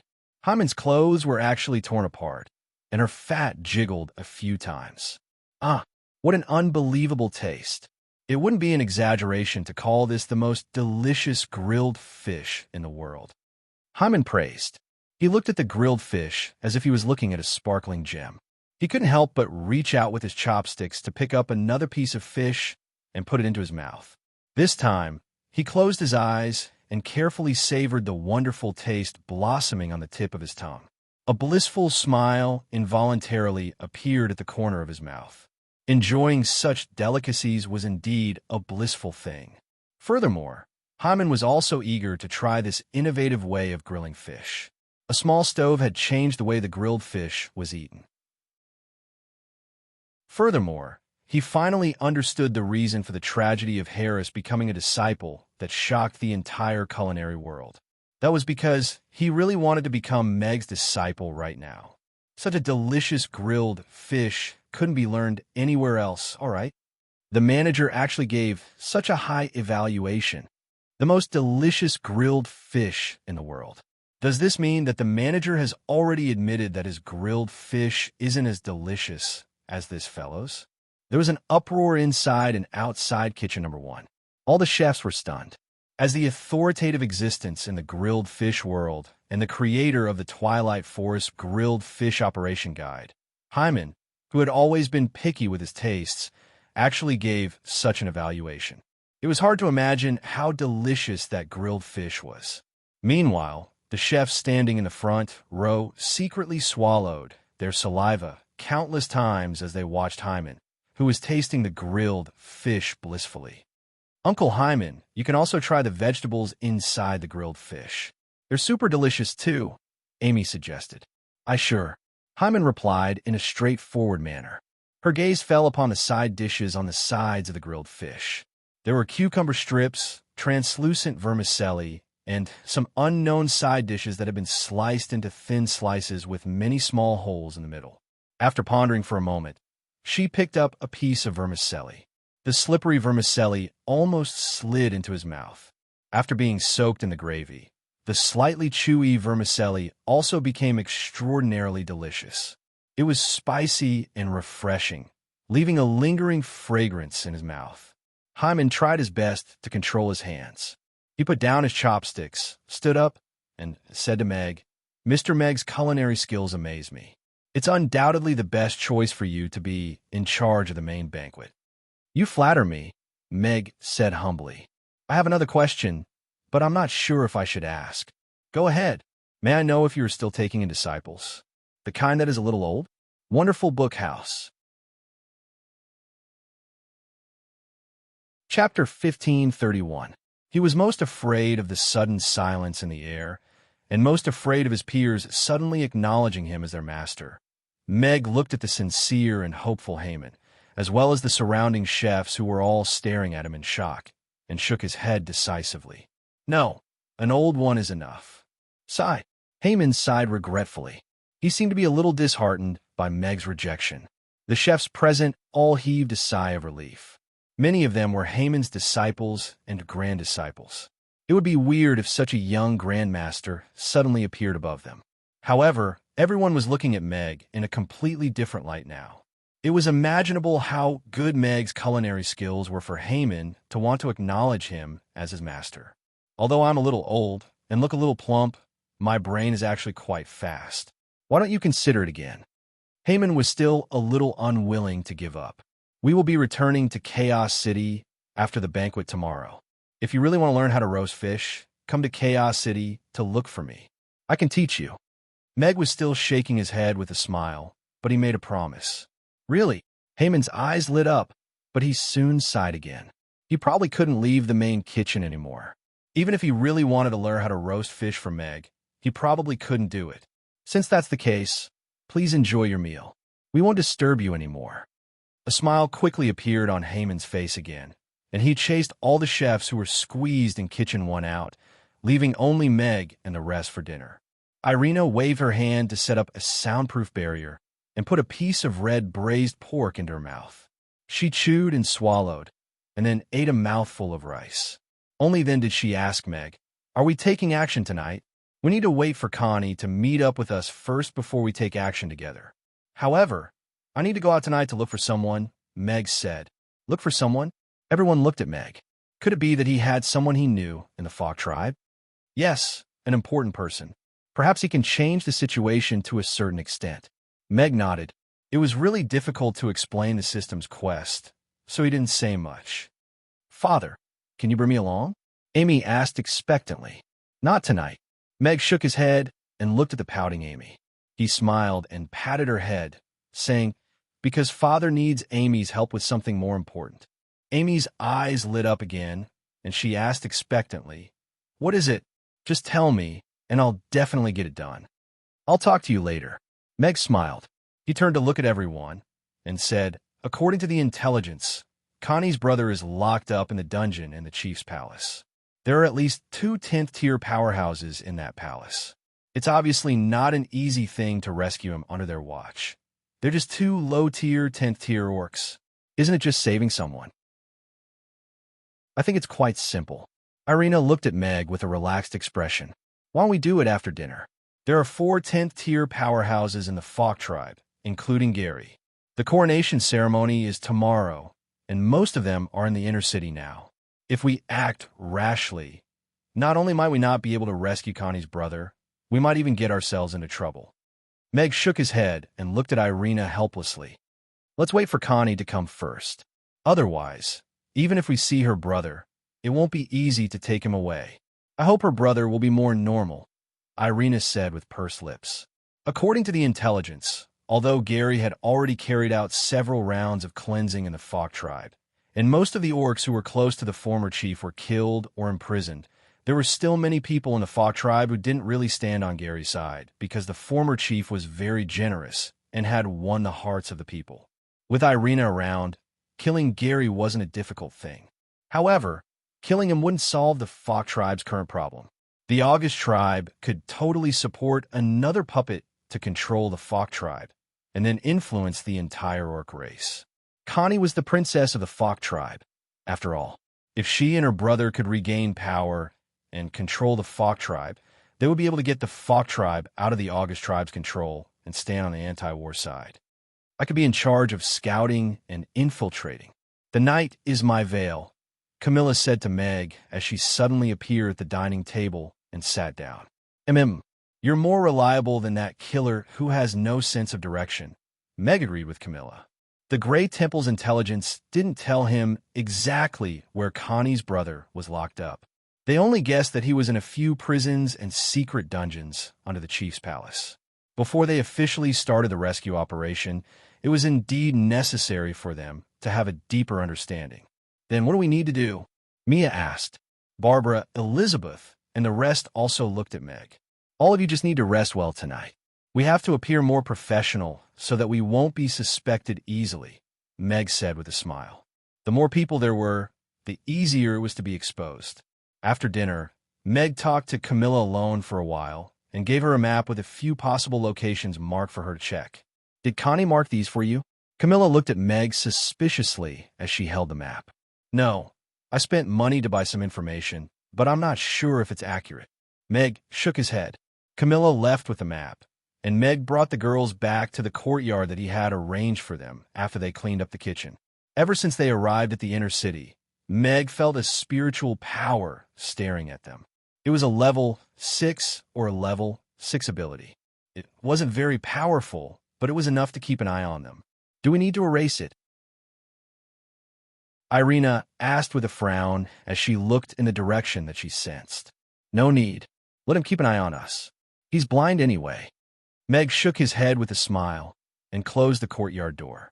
As the night got darker, a black shadow suddenly flashed out of the courtyard and out of the high wall and disappeared into the night in the blink of an eye.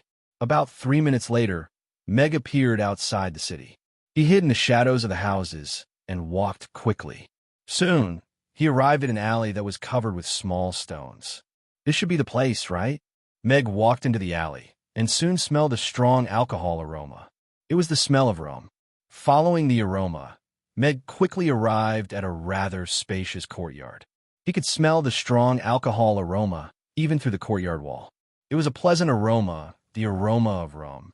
Meg raised his hand and was about to knock on the door. Which little bitch's house is this? Irina appeared on the courtyard wall and asked him with a smile. A master brewer.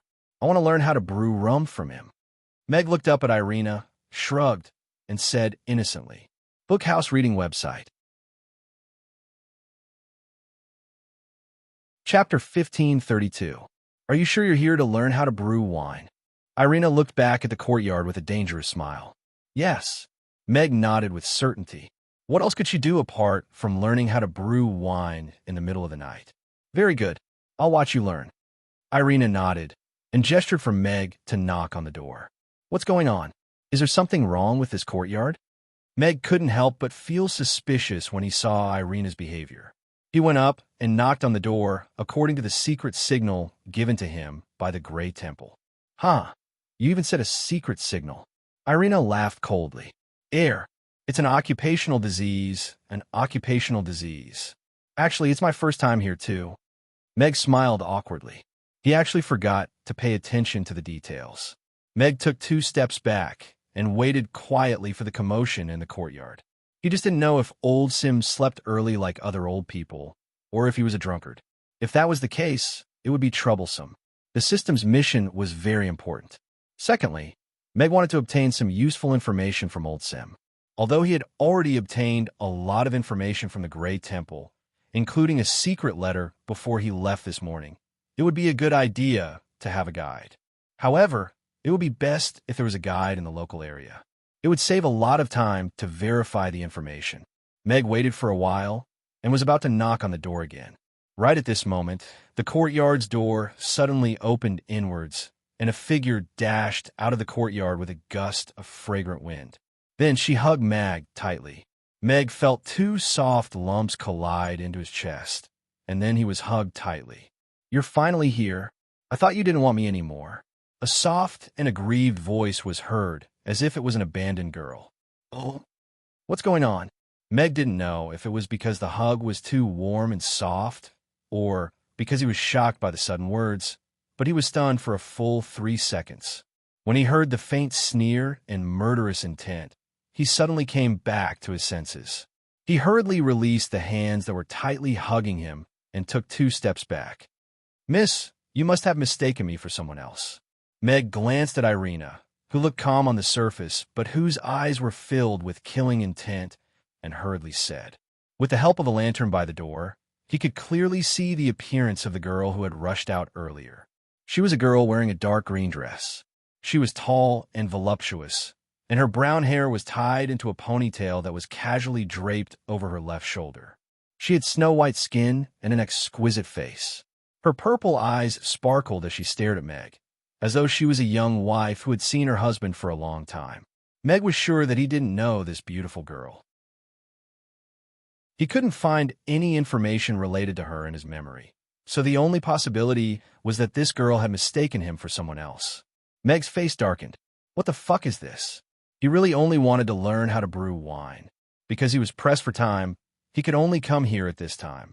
Now, a girl ran out the moment he knocked on the door and even threw herself at him like this. It would be fine if Irina wasn't here.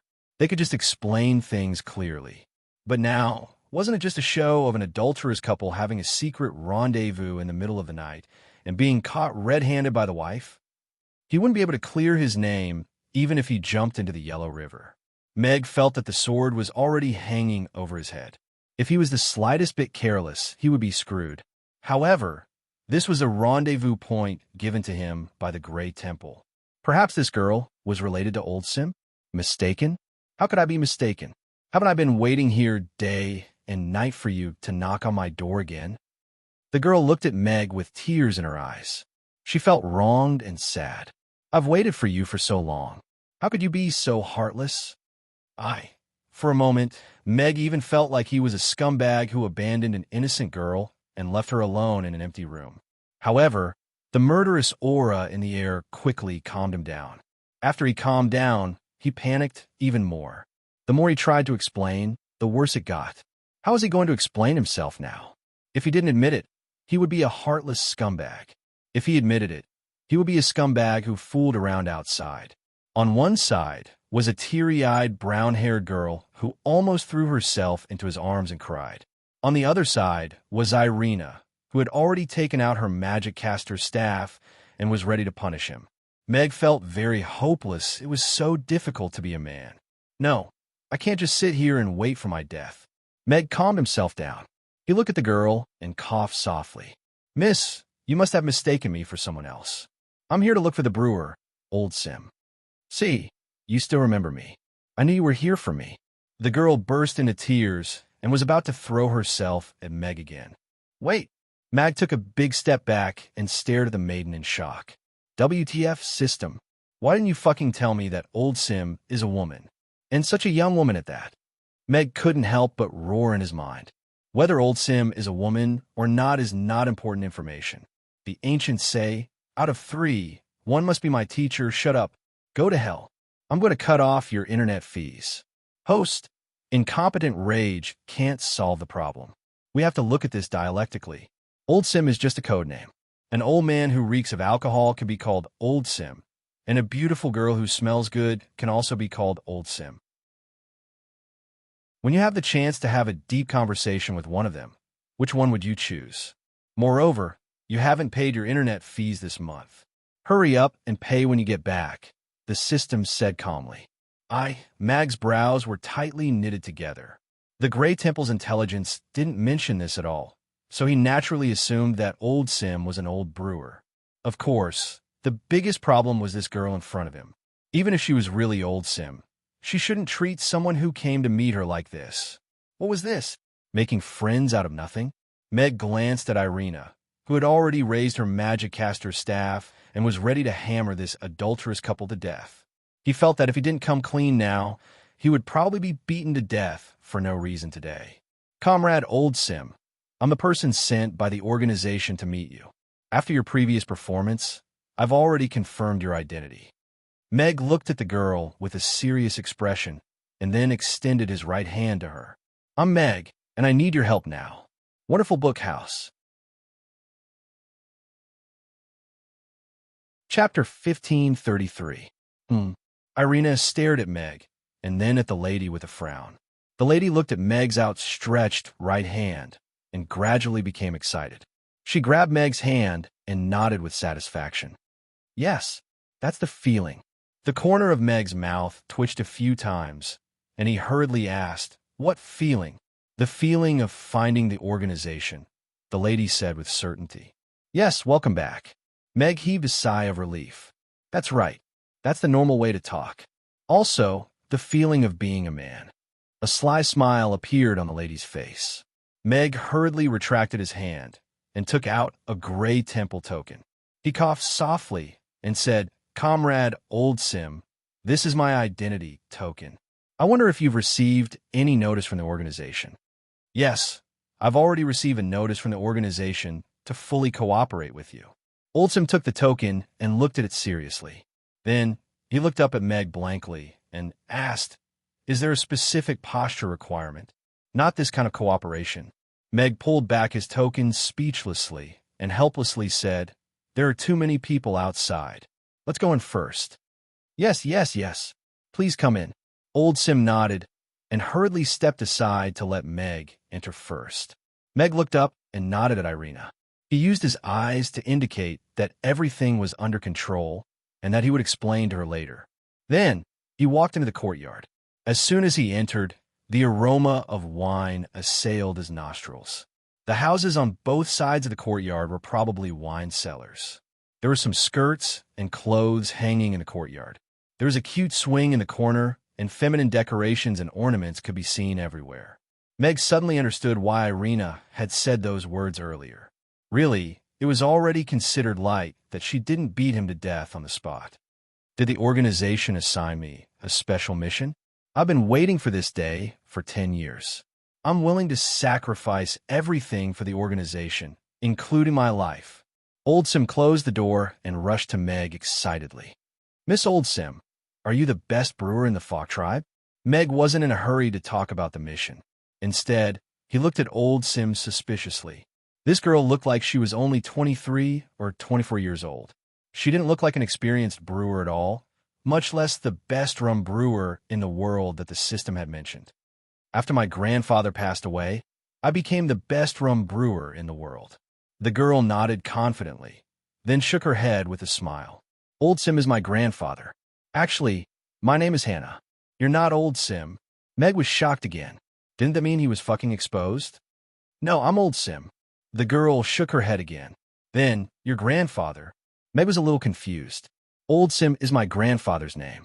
It's also a code name." "After my grandfather passed away, I took over his position in the organization and kept Old Sim's code name," Hannah said with a smile. "So, I'm Hannah and also Old Sim." Meg's eyebrows twitched. He couldn't tell what was wrong, but he felt that it shouldn't be like this. Gray Temple. On the wall, Irina looked at Meg and Hannah with a contemplative expression.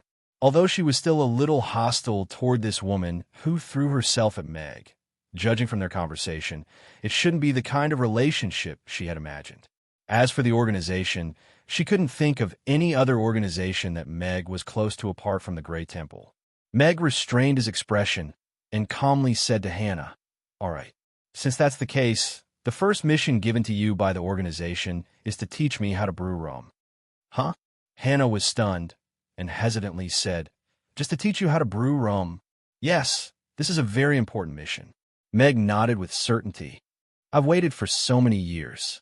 Isn't there a more exciting mission?" Hannah tried to say, for example, poisoning the new chief at the conferring banquet, or burying the eldest son of the August tribe's chief who will be attending the conferring banquet tomorrow. Oh, this last is smart. Irina, who was originally not interested and was about to leave early, suddenly looked at Hannah with interest. That's how she should do things.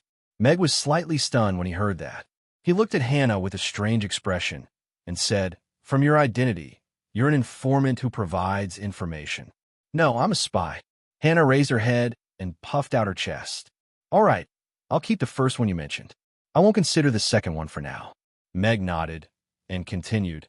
"Apart from that, another important objective of our trip is to rescue the former chief's son who's being held captive." "Ferdinand? I know him. That prince who's even more shy than his sister." Hannah's eyes lit up. "Are we going to take action now?" No, no, no. We still need to formulate a plan and accurate information for the specific operation. I came to look for you tonight to verify some information and locations." Meg quickly pulled Hannah, who was about to go get her weapon. He was speechless. This last was really an impatient informant. It was a good thing that he hadn't used her for so many years. "I know where he's being held." Hannah looked at Meg strangely. "Air." Meg withdrew his hand from Hannah's sleeve awkwardly. He still looked at Hannah strangely. "You really know where he's being held?" "Yes. The people in the Fok tribe's inner city all like to buy alcohol from me. This is also the only way I can obtain information." Hannah nodded and continued. "There was a guard leader drinking at my place yesterday. I put some talkative water in his drink, and he told me where Ferdinand is being held captive." If I remember correctly, it's the dungeon under the northern city wall of the inner city.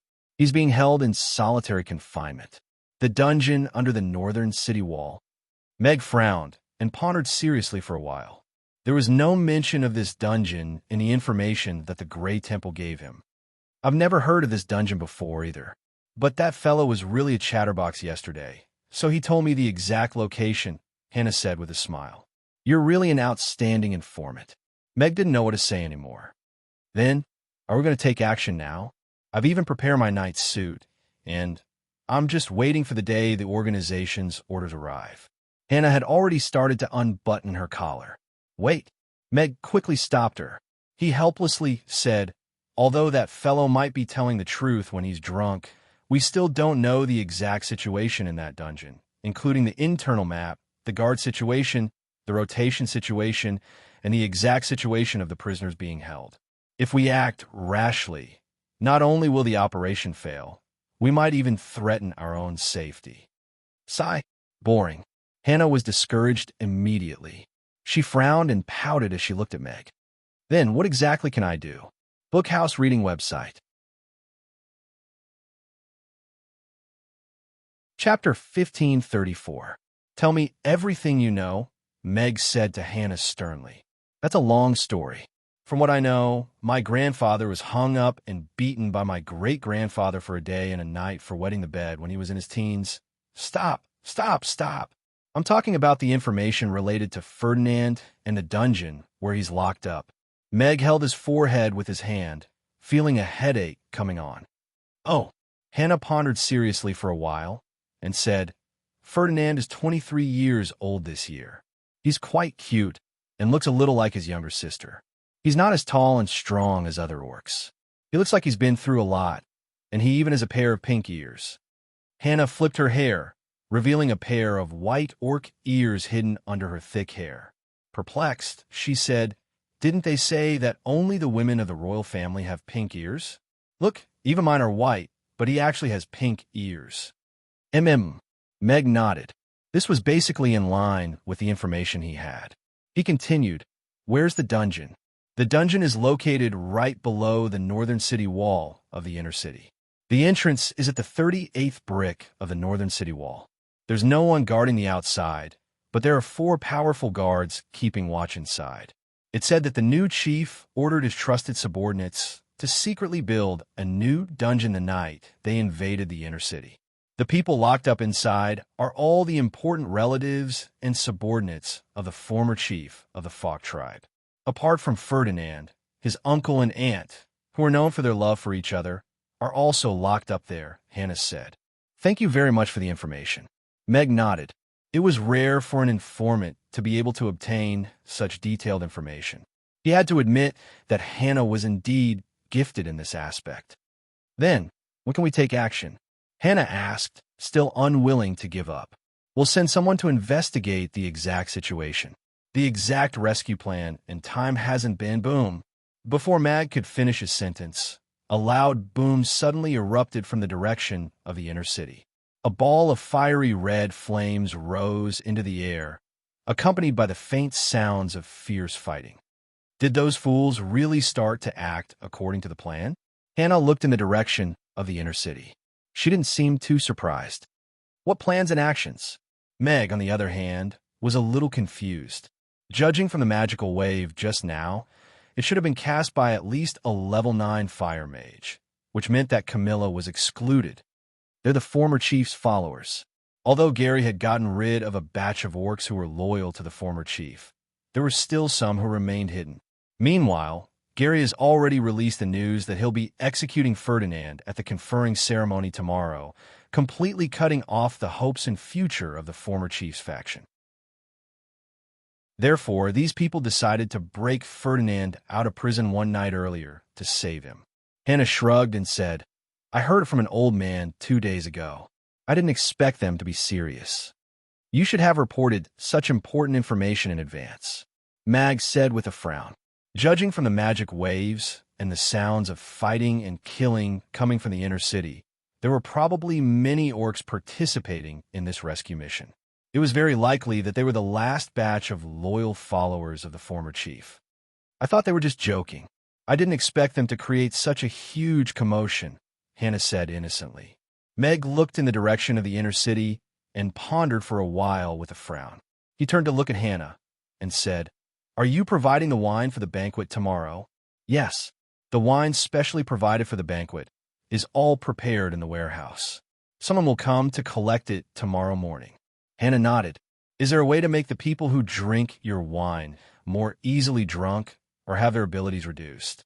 Hannah pondered for a while and said, "If they want to get drunk faster, I can add a little knockout agent in it to increase the taste of the wine. At the same time, a normal person will get drunk after one glass. Even a level 10 great magic caster can't last more than 5 glasses. As for potions that reduce abilities, among the few potions that I've come up with, only the potion that reduces magic activity can reduce a magic caster's abilities significantly. However, it doesn't have much effect on strength-type orcs. Are you a brewer from the potion element?" Meg looked at Hannah suspiciously. Talkative potion, knockout agent, potion that reduces magic activity. Are these really things that a brewer should know? These are just things that I've come up with when I'm bored. After all, brewing wine is too boring after a long time. Hannah shrugged. Then add some knockout agent in all the wine for the banquet in the warehouse, and add some potion that reduces magic activity in the batch of wine used for the main banquet. Meg looked at Hannah and instructed. He then looked in the direction of the inner city and said, "Postpone the mission of learning how to brew wine. I'm going to the inner city to take a look at the situation now. It only takes 10 minutes to add the potions. Can you bring me to the inner city to take a look?" "I know the inner city very well," Hannah said expectantly. "No, the inner city is too dangerous now." Meg shook his head and looked at Hannah with a serious expression. He said, "Comrade Oldsim, as a qualified informant, what is the first rule?" "Resolutely obey the orders of the organization." Hannah replied with a serious expression. "Very good, carry out the orders." Meg turned and walked out of the door. "Yes," Hannah replied as she looked at Meg's back view. Her eyes were glowing with excitement. "Yes, yes, yes. This is the feeling. I like the feeling of being integrated into the organization and being controlled by their orders. I'm so excited. I've already grasped the basic situation. I just don't know if Ferdinand has been transferred in the past 2 days." Gary purposely released the news in advance, most likely because he wants to wipe out all the remaining rebels on the eve of the conferring ceremony. Meg left Hannah's small courtyard and looked at Irina, who landed lightly beside him. He said, "This batch of orcs might be the last batch who are loyal to the former chief. If they're all dead, I'm afraid it will be very difficult for Connie and Ferdinand to re-establish a stable and powerful regime. All these are not important." Irina looked into Meg's eyes and scrutinized him. "Tell me, when did you join the Grey Temple? And you seem to be doing well. Have you already confessed your identity to Roland?" "I'm good. The Grey Temple is considered a cooperative relationship. It's just an idle position and can't be considered as an official member. Before I came to the Falk tribe, they gave me a temporary increase in authority." Meg shook his head. "As for my identity, I think Roland and Michael already have their suspicions, but they're pretending to be ignorant. We don't have to expose this layer of paper ourselves. Instead, it's more convenient for everyone. These 2 sly old foxes are indeed not so easy to fool." Irina pursed her lips. Her gaze landed in the direction of the inner city, and an expectant smile gradually appeared on her face. "If we want to keep these fellows, we naturally have to do something bigger." Bookhouse reading website. Chapter 1535. Fuck, Connie, I'm back again. In the darkness, a figure fell from the steep cliff quietly. The petite figure tapped lightly on the rock wall and landed on the protruding rocks just right every time. Meow. Just then, a black cat scurried out of a small hole in the rock wall. "Mummy duck." That nimble figure was shocked. She lost her footing and fell from the rock wall that was more than 3 meters tall. "You fellows, to think that I used to give you meat to eat." Connie got up from the ground and patted the dirt off her body. She looked up at the few heads that popped out from the cliff in frustration. Just then, explosions and fighting sounds came from the direction of the inner city. Why are they fighting? I wonder where Boss and the rest are now. Connie looked in that direction doubtfully. After thinking for a while, she still headed in the direction of the inner city. The black silhouette passed through the houses without revealing itself, nor did it make any sound or movement. It quickly approached the inner city. Seems like it will be quite lively tonight. Lex appeared at the top of the cliff. She looked down at the small city that had erupted with many battles. Her expression didn't change much. She turned to the northwest and squinted her eyes. She mumbled to herself softly, I wonder if Oster will appear this time. After standing at the top of the mountain for a while, Lex's gaze landed on the inner city again. She sighed softly with a complicated expression. Then, she took a step forward and fell straight down the cliff. It was really depressing to have a disciple who had no sense of direction. In the west of the city, dozens of orcs in black were heavily surrounded. Behind them, there were broken rocks everywhere.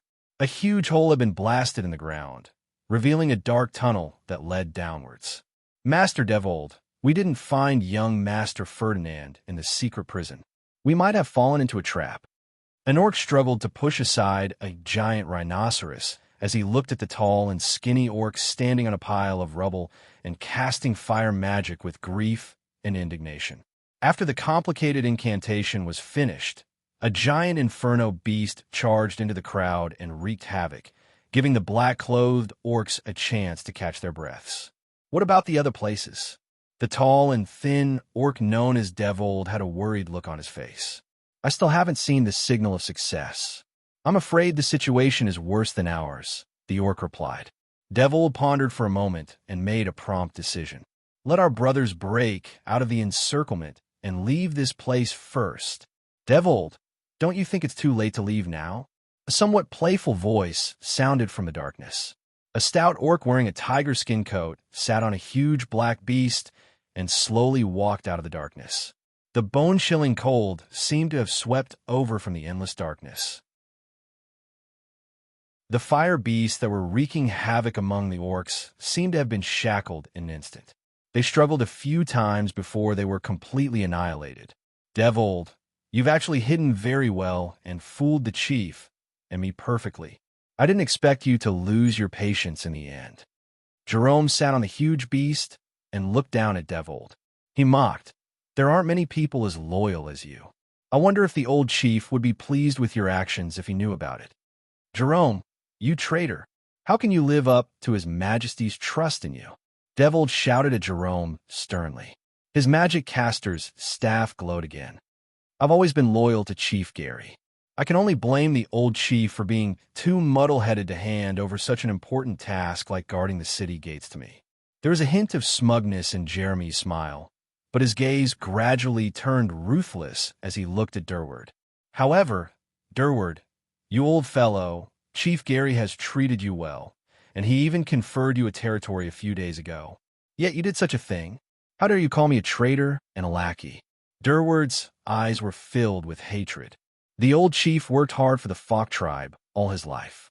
He allowed the Fok tribe to survive the racial war, and even made us the second largest orc tribe in the past 100 years. Gary treated me well, but what he did was something that I could not accept morally. Only young Master Ferdinand can inherit the chief's position. Gary is the Kingslayer, and the only outcome for him is death. Moreover, he will be nailed to the pillar of shame forever. Durward said with a straight face, and each of his words was firm. History has always been written by the victors. Only losers like you will be nailed to the pillar of shame. Jerome sneered, and raised his black magic caster's staff at Devold. Since you want to see that little bastard Ferdinand so much, I'll capture you and execute you with him at the conferring banquet tomorrow. Although you're known as the strongest powerhouse below the 10th tier in our tribe, you're underestimating me, Devold. Too much if you think you can take me down so easily. Devold pointed his magic caster's staff at Jerome, and a red flaming dragon darted out of the magic caster's staff toward Jerome. Ice barrier. Jerome pointed his magic caster's staff at the giant dragon, and layers of mirror-like ice barriers appeared in front of the giant dragon. Bam, bam, bam.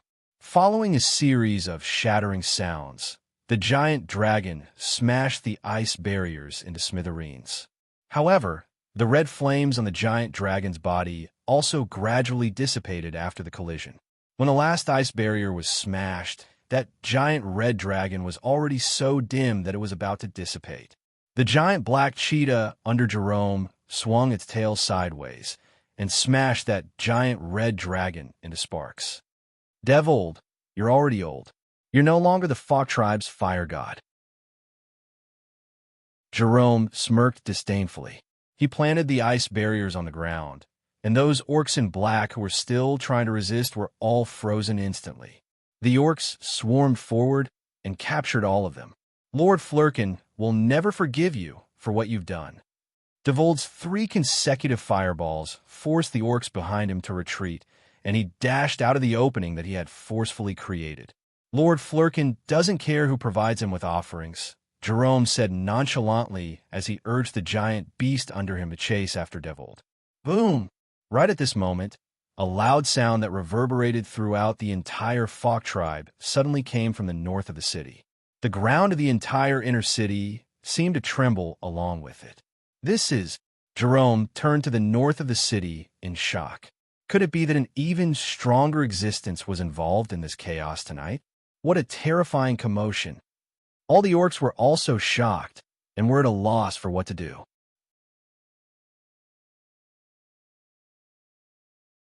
Chapter 1536. Meg looked at the city wall that had been destroyed by dozens of meters, as well as Irina, who was slowly retracting her right leg. His throat rolled subconsciously. This was a city wall that was dozens of meters tall and more than 5 meters thick. Other than the dead, not many people in this world knew that Irina's close combat abilities were so terrifying. When I saw that woman jump into your arms tonight, I wanted to give you guys a light kick like this, Irina said with a smile as she turned to look at Meg. I'm on a mission, so I can't help myself. Mag sighed softly. He could feel his calves shaking uncontrollably. Who could withstand such a light kick? But we're just entering the city. There's no need to tear down the city wall, right? Meg quickly changed the topic. Didn't you say that you wanted to help little Connie keep some useful people? They're most likely surrounded and in a chaotic battle now. If we don't create a big commotion, they won't be able to escape even if they want to, Irina said matter-of-factly. That's true. Mag pondered for a while. Irina had already grasped the essence of the art of war that he had imparted to her. Since the wall has been destroyed, why don't we go directly to see if Ferdinand is really locked up in that secret underground prison? Meg looked at Irina and said, Are you confident that we can leave before their men arrive? I set up a fixed-point teleportation portal on the cliff just now. As long as I want to leave, no one can stop me, Irina said confidently. All right, let's go take a look then. Meg nodded and took out a black handkerchief to cover his face, leaving only his eyes exposed. Do you need to disguise yourself a little? Meg looked at Irina, who had changed back into her disguise. If we kill them all, then no one will see us, right? Irina looked at Meg, who had wrapped himself up tightly, in confusion. Meg was speechless. North of the city? At the top of the majestic palace tower, Gary looked to the north of the city with a frown. There weren't many people in the Fog Tribe who could cause such a commotion. One of them was right beside him, and the other 2 were also in the inner city. She had received their support and help when she rebelled and killed the king back then. It was also impossible for them to do something like this on the eve of the coronation. Chief, do you need me to take a look? An orc in golden armor, standing 3 steps behind him, asked. Go, Basil. See who dares to come to our Fog Tribe to make trouble. Twist his head back for me, Gary said with a cold smile. Yes. The golden-armored beastman, called Basil, turned and left. Get Daryl and Kurt here. I have something to discuss with them, Gary instructed. Yes. One of his subordinates replied and left quickly. Big brother, you've been in this position for long enough. I'm just taking back what belongs to me. You can die in peace. I will make the Fog Tribe the #1 tribe and even rule the entire world. Gary looked up at the sky and grinned, revealing a mouthful of sharp teeth. He turned and walked down the tower, leaving behind a cold order. Kill all the rebels tonight on the spot. Meg and the rest quickly found the location of the secret dungeon according to Hannah's information. However, the city walls here didn't look any different from other places. Seems like we need to find where the door is. Maybe there's a switch or something like boom. Before Meg could finish his sentence, the city walls in front of him disappeared again, leaving behind a hole in the ground and a dumbfounded orc guard inside. What are you looking at? Haven't you seen a beauty before? Irina casually smacked him with a stool and sent him flying into the wall, turning him into a drop of mosquito blood. Seems like I've watched too many dramas. Meg raised his eyebrows and jumped into the hole. He didn't take another look at that 8th-tier orc that was smacked away by Irina. Since Gary had assigned him a guard here, he had to be one of his trusted subordinates. They would probably have to kill a lot of people like him. A regime change was mostly built on bloodshed. It was like that when Gary killed the old chief and seized the throne. Now, they wanted to kill Gary and return the Falk tribe to Connie and her elder brother's control. It was the same. The tunnel was very narrow and could only allow 2 people to pass through at a time. The height was less than 2 meters, and it extended all the way down. There was a wall lamp every few meters, and the ground was dug out from the rocks. The commotion on the ground should have alerted the guards in the dungeon. A few heavy stone doors fell and blocked the tunnel tightly.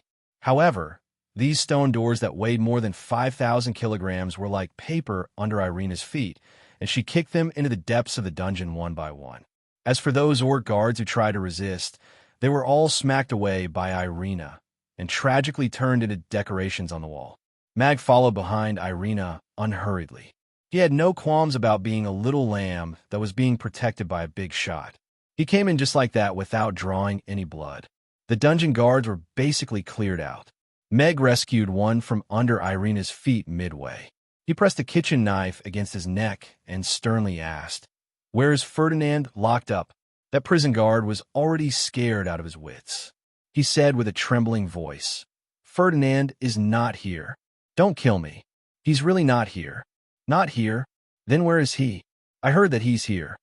Meg pressed the knife closer, and the sharp blade cut into his flesh.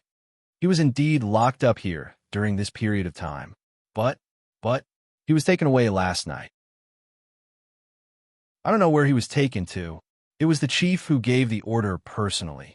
That orc was so anxious that he wanted to cry, but his drooping hand slowly moved towards his waist. Worthless conversation. Irina kicked him away lightly, and he turned into a puddle of mosquito blood at the end of the tunnel tens of meters away. Meg wasn't sure if that orc was speaking the truth.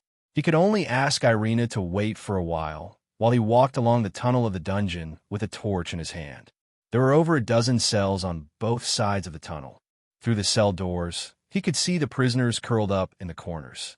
Most of them were dressed in rags and had injuries on their bodies. They seemed to have been frightened when they heard the commotion earlier, but still looked out instinctively when they saw the light of the fire. "Is Ferdinand here? We're here to save you." Meg frowned as he looked at those orcs whose original appearances could no longer be seen clearly. He could only ask loudly, "Save me, save me. I'm loyal to the old chief, to young Master Ferdinand. Save me, please save me." Hearing Meg's words, the people in the cells rushed to the door of the old cell one by one. They stuck their hands out from the gaps between the metal bars and shouted at Meg in a heart-wrenching voice. "We're young Master Ferdinand's uncle and aunt. Please save us. We might know where he was transferred to." Just then, an anxious voice sounded from the cell in the corner. Wonderful Book House. Chapter 1537. Upon hearing that, Meg walked straight to the cell in the corner. He had heard from Hannah that Ferdinand's uncle and aunt, whose love was stronger than gold, were also locked up in this dungeon. Now, it seemed like the information was indeed very accurate. "Do you know where Ferdinand has been brought to?" Meg moved the torch forward and saw the situation in the cell clearly. This was a cell that was only 5 to 6 square meters in size. Just by approaching it, they could smell a foul stench. A middle-aged orc couple was clinging to the metal bars. Their hair and clothes were in a mess, and the wounds on their bodies showed how inhumane they had been. "I'm Romeo, and this is my wife, Juliet. The chief's wife is my elder sister. We're not sure where Ferdinand has been brought to, and we're very anxious now." The middle-aged orc shook his head and said with a pained expression, "Ever since Gary rebelled and killed the king, we became his prisoners. Since then, we've been locked up in several prisons and dungeons. We were only locked up in this newly built dungeon about 10 days ago. This was the first time we saw Ferdinand. He's become skinnier. He must have suffered a lot during this period. Someone entered his cell this morning and took him away not long after. We don't know where they went." This name, Meg raised his eyebrows. He felt that something was amiss. "We heard from those fellows that they were going to kill us at Gary's conferring banquet, and the banquet is in the next 2 days. Gary might have captured Ferdinand and brought him to the palace. They're the most powerful and tightest guards there, and it's also the safest place." Juliet appeared much calmer as she analyzed the situation. Meg frowned. Romeo and Juliet's words meant that Ferdinand was no longer in this dungeon. They were still a step too late and ended up missing. "Someone's here." Irina's lowered voice sounded. "Can you take us with you?" Romeo looked at Meg and then at the tunnel. He gritted his teeth and said, "If you can't, please bring my wife along and help her leave this dirty and dark place. Please. Can you walk?" Meg looked back at Irina. "Killing him won't be a problem. It's just that we might be exposed. The other 3 level 10 experts will be here soon." Irina glanced at Romeo and Juliet and frowned slightly. "We can only take one with us. The teleportation circle is very small." Meg looked at the 2 people in the cell. Their original plan tonight was to rescue Ferdinand, and there was no space for a second person. "Please take her away. She's an elegant woman. She should not stay in this dark and damp dungeon. A delicate flower should bloom in a sunny place." Romeo said affectionately, "You are my sunshine. If I leave alone, even if I'm not in this dungeon, this world will become even more cruel to me. We have an agreement. So how can I abandon you and leave by myself?" Juliet shook her head and turned to look at Meg. A smile appeared on her face that was covered in dirt and dust, and she said, "Don't worry about us. He definitely won't leave me alone. You guys go. Don't get caught." Meg saw happiness and calmness in this smile. After a moment of silence, he nodded and said, "Okay, let's go." Meg said softly as he turned and walked toward Irina. "If the 2 of us work together, it shouldn't be difficult to kill that guy outside." Irina looked in Romeo and Juliet's direction. "If that guy outside dies, he will probably die before we find Ferdinand." Meg shook his head. "I'm really not suited to playing hide-and-seek." Irina rolled her eyes. All she could think of was flipping the table. Footsteps could be heard from the direction of the tunnel. The orcs locked up in the cells were screaming for Meg and Juliet to save them. When Meg stepped into the circle of light that lit up on the ground, he saw a little girl who had been squeezed to the edge of a cell. She reached out a little hand to him. Her eyes seemed a little numb in the darkness, and the little hand that reached out from the iron bars was just standing there blankly, as if she had lost all hope in everything. Irina's gaze also landed on that little girl. A pale gold teleportation portal lit up onto their feet. With a flash of light, the 2 of them disappeared on the spot. Almost at the same time, the golden-armored orc Basil dashed down from the tunnel. He gripped the iron rod tightly in his hand and sized up his surroundings vigilantly. His gaze landed on the stone doors that had been destroyed by something, and he squinted his eyes. With his immense strength, it was not difficult for him to smash these stone doors. However, there were inscriptions that Daryl had personally placed on these stone doors. Even if he wanted to destroy them quickly, he would have to enter his beast form first. Furthermore, these stone doors that had been destroyed did not have any traces of magic on them. There were also no traces of strong magic elements around them. In other words, the other party had used his terrifying strength to smash these stone doors one by one and entered the dungeon in the simplest and most direct way. The dungeon guards should have all been killed. The way they died was also very direct. They should have been smacked to death by some kind of blunt object.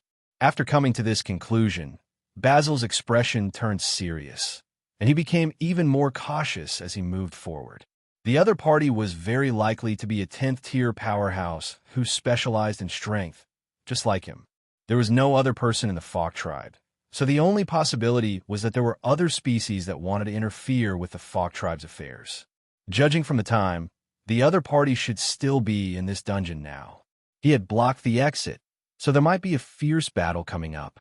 Fortunately, this was the Fok tribe, after all. He only needed to ask Gary for help, and they would be able to rush over immediately. "Come out. I see you," Basil said, trying to bluff. The passageway was completely silent. There was a bloody smell in the air, and the orcs in the cells were all curled up in a corner, shivering as if they were frightened. No one responded to Basil. "Why you brought her out?" On the cliff, a golden light lit up. Meg looked at the little girl who appeared beside them at the same time, and couldn't help but look at Irina in shock. That little girl looked to be about 10 years old, and was clearly a little dazed.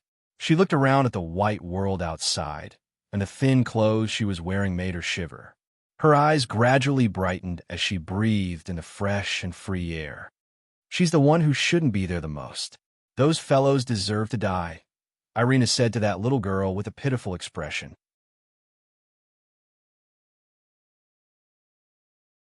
Chapter 1538. Let's find a place to settle her down first. Meg glanced at the timid little girl and pondered for a while before looking at the stone alley. "Fellow townsmen, I'll leave this child to you. Please take good care of her." 5 minutes later, Meg knocked on Hannah's door again. Then he passed the child to her while she was still in a daze and closed the courtyard door for her.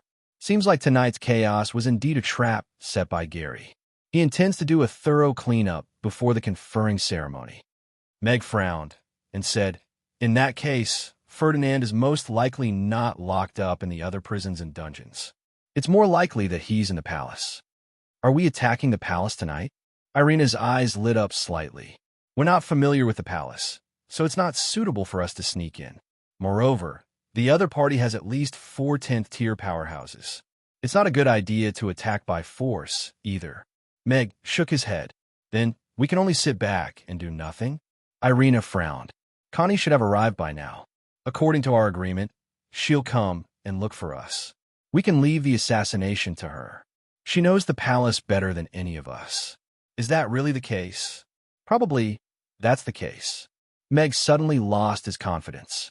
Since that bald master of hers dared to let her out, we should give her the space and opportunity to unleash her potential. I don't believe that the hairless monk, who finally took in a disciple after growing out his hair, would really ignore her and watch her die. Meg smiled and said, "If I'm not wrong, he should be following behind Connie not far away.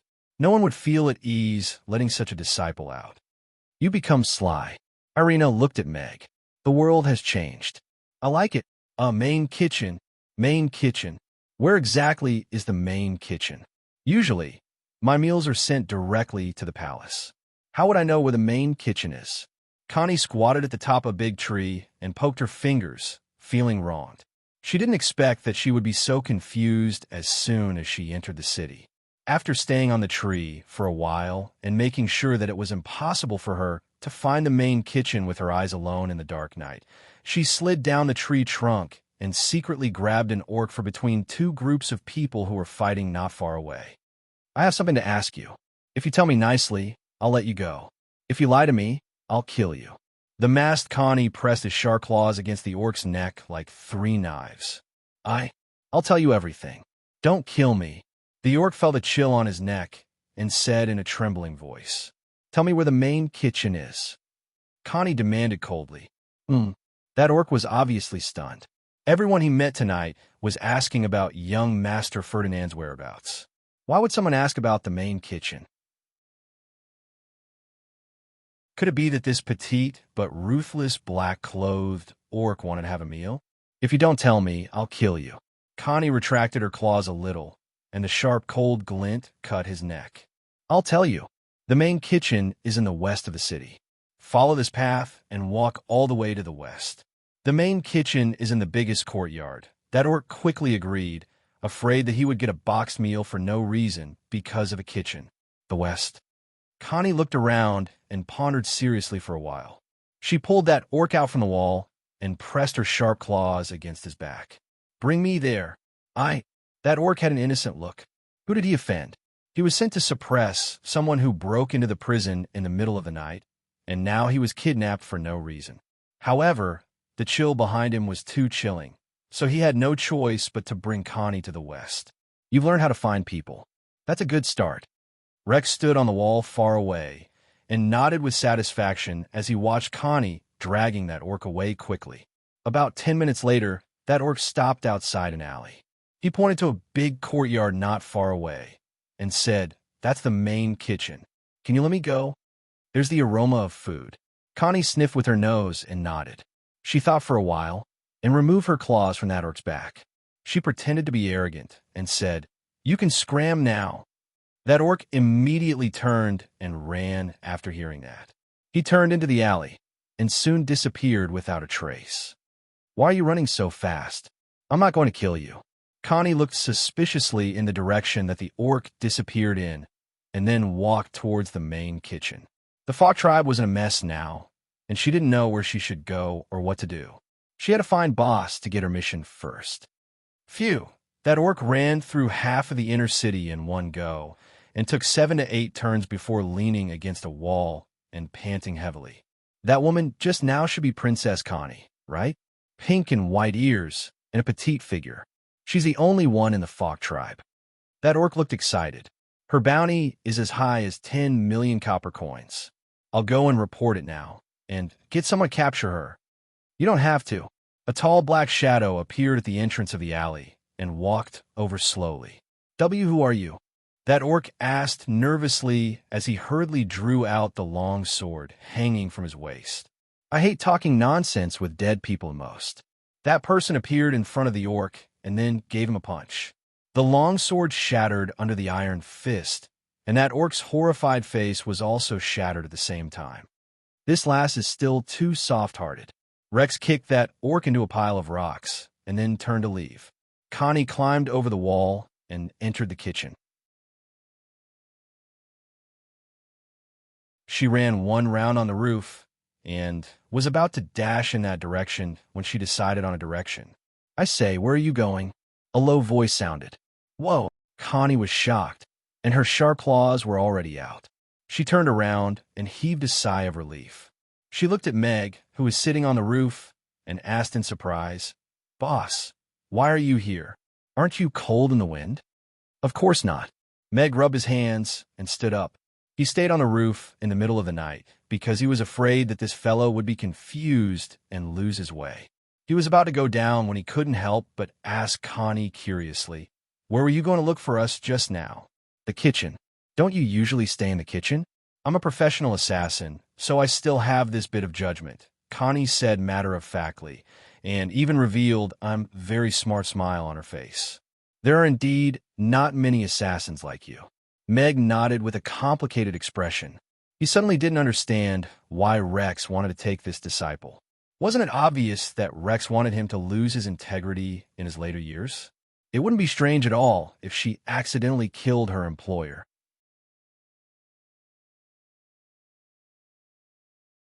Chapter 1539. Meg brought Connie down from the roof. Under the cover of the night, they walked towards the small courtyard as they chatted. "Do you have any special feelings after returning to the Fox tribe again? It feels a little unfamiliar." Connie seemed to be a little down. "It's all right. Everything will be fine." "Those." Meg quickly comforted her. The little princess of the tribe had become a fallen assassin in the blink of an eye, and her family had been killed or locked up. She definitely wouldn't feel good about returning to this place again. "I feel that the houses and roads have changed a lot. I'm afraid I'll get lost again," Connie said with a grave expression. Meg choked on his words. After a while, he coughed dryly and said, It's all right. Take your time." "Oh, yes. Do you know where my brother is locked up now? I'm going to save him tonight," Connie asked Meg with concern. Meg said as they walked, "We've already been to a secret dungeon tonight. Your brother was locked up there before this, but it's a pity that he had already been transferred away when we arrived. The other dungeons were also raided tonight. This should be a trap set up by Gary to get rid of the last batch of orcs who were loyal to the former chief. Therefore, your brother is most likely in the palace now." "The palace?" Connie stopped in her tracks, and her eyes lit up. "That's the place I'm most familiar with, including all the secret passageways and dungeons in the palace. I hid there when I was young, when I played hide-and-seek with my brother. I'm going to save him now. He's right there. What's the rush? Meg stopped Connie, who was about to turn and leave. He looked at her and said, Gary is in the palace now, and there might be 2 to 3 10th-tier powerhouses there too. Can you kill them all? I'm very professional. Connie opened her mouth, but she didn't seem to be confident. Come here. We need to come up with a detailed plan. Meg opened the side door of the courtyard and pulled Connie into the big room in the middle. In the room, everyone had already changed into Black Knight clothes, including Camilla, who had failed in her investigation. Everyone was present. Big Sister Connie, are you also lost on your way home? Amy looked at Connie and asked curiously. How could I be lost? This is my home. Connie quickly waved her hands. The situation is basically clear now. We couldn't find Ferdinand in all the prisons and secret cells in the Falk tribe, and there are over 500 people outside attacking the prisons in different areas in an attempt to rescue Ferdinand. This has caused the current chaotic situation. Meg took out a map of the Falk tribe. A few prisons that were still in battle were marked on it with red handwriting. He pointed at the palace in the center of the inner city and said, Our target is here now. We need to enter the palace while ensuring our own safety and search for the place where Ferdinand might be locked up and rescue him. Camilla lay lazily on the chair and asked Meg, I've just walked around outside the palace. There are at least 3 10th-tier powerhouses inside, and 2 of them are magic casters. It's not easy to sneak into the palace without being cordoned off by them. How do we go about rescuing Ferdinand from under their noses? Everyone frowned when they heard that, and showed signs of nervousness and uneasiness. Among all of them, Irina was the most powerful. Apart from her, there was Camilla, who had 9th-tier power, followed by Elizabeth and Gina, who had 8th-tier power. Barbara was a 7th-tier spatial magic caster. Yabamia's combat power was about 5th tier now, but she hadn't experienced a real battle yet. Anna and Jane were basically negligible in terms of combat. Amy could also fight with a 7th-tier opponent for some time with the help of the little fire lotuses that she kept. Even with Meg, who was hiding his power, they had no chance of winning. Executing Ferdinand in front of everyone was a very important thing for Gary. It meant the end of an era, and also meant that the Falk tribe had officially entered his era. He didn't even trust the dungeon that was just built today. That showed how important Ferdinand was to him. Perhaps 1 or 2 of those 3 10th-tier powerhouses are guarding Ferdinand right now, Elizabeth said coldly. Everyone's gaze gradually landed on Meg. The huge difference in power and the uncertainty of Ferdinand's location made this rescue operation very difficult. We tried earlier by creating a commotion in the inner city to lure one of the 10th-tier powerhouses out of the palace. If we want to enter the palace to save Ferdinand, we have to lure the 10th-tier powerhouse out of the palace first to ensure the safety of the people who enter the palace. Meg looked at Irina. You can leave this to me. It won't be difficult to tear down the entire inner city. Irina nodded with a relaxed expression and said, However, I can't guarantee that all those fellows will come out of the palace. Meg then looked at Barbara and said, Barbara, I need you to set up a one-time teleportation portal between the palace and the canyon 10 kilometers away. Once we find and save Ferdinand, or if the operation fails and we need to evacuate urgently, we will be able to escape unscathed. All right. Barbara got up and said to Yabamia, Mia, bring me out of the city. Yabamia quickly got up. Be careful. After setting up the teleportation portal outside the city, come back to the courtyard and meet us. We will then enter the palace together, Meg instructed. The 2 of them acknowledged, and Barbara brought Mia out of the kitchen using a short-range teleportation spell. Meg looked at Camilla and said, Camilla, I need you to locate the location of the 4 10th-tier powerhouses and monitor them in real time. Also, report to me in real time. This will determine the safety of the frontline personnel. Camilla hesitated for a moment. With a wave of her hand, a little black bat flew out of her wide sleeve and landed on Meg's shoulder. This is... Meg looked at the little bat on his shoulder, a little puzzled. Compared to ordinary shifty-looking bats, this bat looked much rounder and had delicate features. Wow, what a cute little bat. Amy knelt on the stool and reached out to stroke the little bat gently. That's right. She looks quite unique. Meg couldn't help but reach out to pinch the bat's face. It was soft and quite comfortable to pinch. Don't touch. Camilla, who was originally slumped lazily on the chair, suddenly sat up straight. She subconsciously clamped her legs together, and her face turned red in an instant. No pop-up window.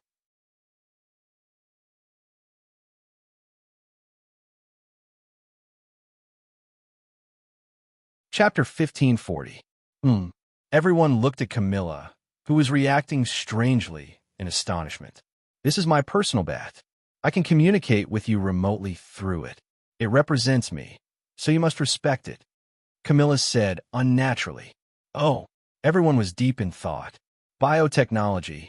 Meg was also surprised. Then, he said in his heart, System, return a walkie-talkie. Host, the walkie-talkie is a custom-made product. Once sold, it cannot be returned. The system said seriously. I am a Distinguished Plus member. I can enjoy a 7-day unconditional refund. If you don't return it, I won't buy it for the whole year. Meg smiled coldly. The system was silent for a long time. A return list slowly appeared in Meg's mind. A custom-made walkie-talkie costs $14.99 copper coins. Is this personal bat stable? Meg looked at the slightly dull bat on his shoulder. He extended a finger and poked its armpit as he asked suspiciously. Camilla stood up from the chair with a whoosh. Her right hand unconsciously clenched as she walked towards the window. Her expression was unnatural as she said, I'm leaving. Also, I'm warning you again. Don't touch it. Otherwise, I'll take it back. Camilla stopped beside Meg and warned him seriously. Meg shrugged. He only felt that this bat looked a little silly and cute. He reminded her, be careful to hide your identity. Be careful. The night is my veil. We vampires are the kings of the night. Camilla snorted softly with unknown emotions. She opened the window halfway and turned into a black bat, quickly disappearing into the darkness. Why are you so fierce? Meg raised his eyebrows. He extended a finger and poked the little bat's armpit twice. Kakik. No one noticed that a bat in the sky suddenly laughed strangely. It lost control of its originally stable flying posture and crashed directly into a bush. Meg, you bastard. After a while, the bat flew out of the bushes again and let out a sorrowful roar. Seeing that the wooden bat had no reaction, Meg couldn't be bothered to continue teasing it. He looked at everyone and said, once those level 10 powerhouses are transferred out of the palace, we will have to enter the palace to carry out our operation. Connie is good at sneaking in and is relatively familiar with the palace. You will be in charge of finding the place where Ferdinand might be locked up. Amy, Elizabeth, and Gina will be in charge of providing support and assisting in the search. Yes. Connie nodded and glanced at the bat on Meg's shoulder. How do I contact you if I find it? This is a mini walkie-talkie. Put it in your ears, and we will be able to communicate without any obstacles within a range of 10 kilometers. Mag took out a box and took out some mini earphones from it and distributed them to everyone. Like this. Put in your ears and press the button to activate it gently. You will be able to connect to our common communication channel. Meg demonstrated to everyone how to put on the mini walkie-talkie and activated it at the same time. Everyone imitated Meg and put on the walkie-talkie. The contact surface was soft and comfortable, and they didn't feel any discomfort after putting it on. It didn't affect their hearing at all. 0101. This is 01. All combat units, please answer if you hear me, Meg said in a low voice. Oh, everyone's faces were filled with surprise. Father, how did your voice reach my ears? Amy looked at Meg in shock. Gina and Elizabeth shivered at the same time, and a slight blush appeared on their faces. This will make my ears pregnant, right? Gina thought to herself worriedly. She had never listened to a man speak at such a close distance. It was as if he was speaking directly into her ears. Her heart seemed to tremble the moment she heard his voice. Elizabeth's expression was also slightly uncomfortable. This inexplicable, intimate, whisper-like feeling made her feel uncomfortable, even though he was only confirming the machine with everyone. 0101, this is 02. Please answer if you hear me. Connie had already begun to try to speak. Sure enough, her voice clearly reached everyone's ears. Ah, this is so fun. Amy's eyes lit up, and her voice reached everyone's ears as well. Everyone quickly put aside their embarrassment and started chatting with each other. They were having a lot of fun. The microphone's reception was excellent, and it also weakened any noise other than the person's voice, so the conversation didn't sound so messy. All right, let's give each other a code name. We're strictly prohibited from chatting during the operation, and we have to maintain discipline. Meg began to establish order and divide the work. A 10th grade orc? In the resplendent hall, Chief Gary listened to his subordinate's latest report with a frown. He was surprised and puzzled. Chief, since Basil has already locked him up in the dungeon, do you want me and Kurt to go and capture him together? Daryl, who was wearing a black leather armor, said as he stood up. That scar-faced orc at the side also stood up suddenly and angrily said, "How dare he create trouble on the eve of the chief's conferring ceremony? He's simply looking down on the Falk tribe. Capture him and execute him together with that chap, Ferdinand, tomorrow. We'll also let them know that the Falk tribe is not to be trifled with." Gary frowned as he pondered. Right at this moment, a loud sound suddenly came from the south. The three people in the hall were slightly shocked. This commotion wasn't any smaller than the sound that came from the north of the city earlier. Soon, a guard came in and half knelt on the ground as he nervously reported, "Chief, all the guards and reinforcements outside the prison in the south of the city have been wiped out by a mysterious person. None of them survived." What? Gary's voice dragged out immediately. Could there be more than one 10th-tier powerhouse? Daryl and Kurt were also shocked. The prison in the south of the city was the biggest prison in the Falk tribe. There were many prisoners there, and most of them were the former chief's followers and family members. Many of them would be executed during the conferring ceremony tomorrow. This was also the biggest trap that they had set up. They released the news that Ferdinand was being held captive here, and then arranged for a powerful troop to provide support, intending to capture most of the troublemakers in one fell swoop. There were even 2 level 9 mages leading the troop, and such an elite team was actually annihilated right under their noses. Gary said with a dark expression, "Daryl, Kurt, bring your men to the prison in the south of the city. Kill all the invaders and those who escaped." Yes. The 2 of them answered at the same time and strode out. Where did these fellows come from? Is Asta going back on his word? Gary paced back and forth in the hall twice and reached out to press on a slightly protruding piece of wood beside the chair.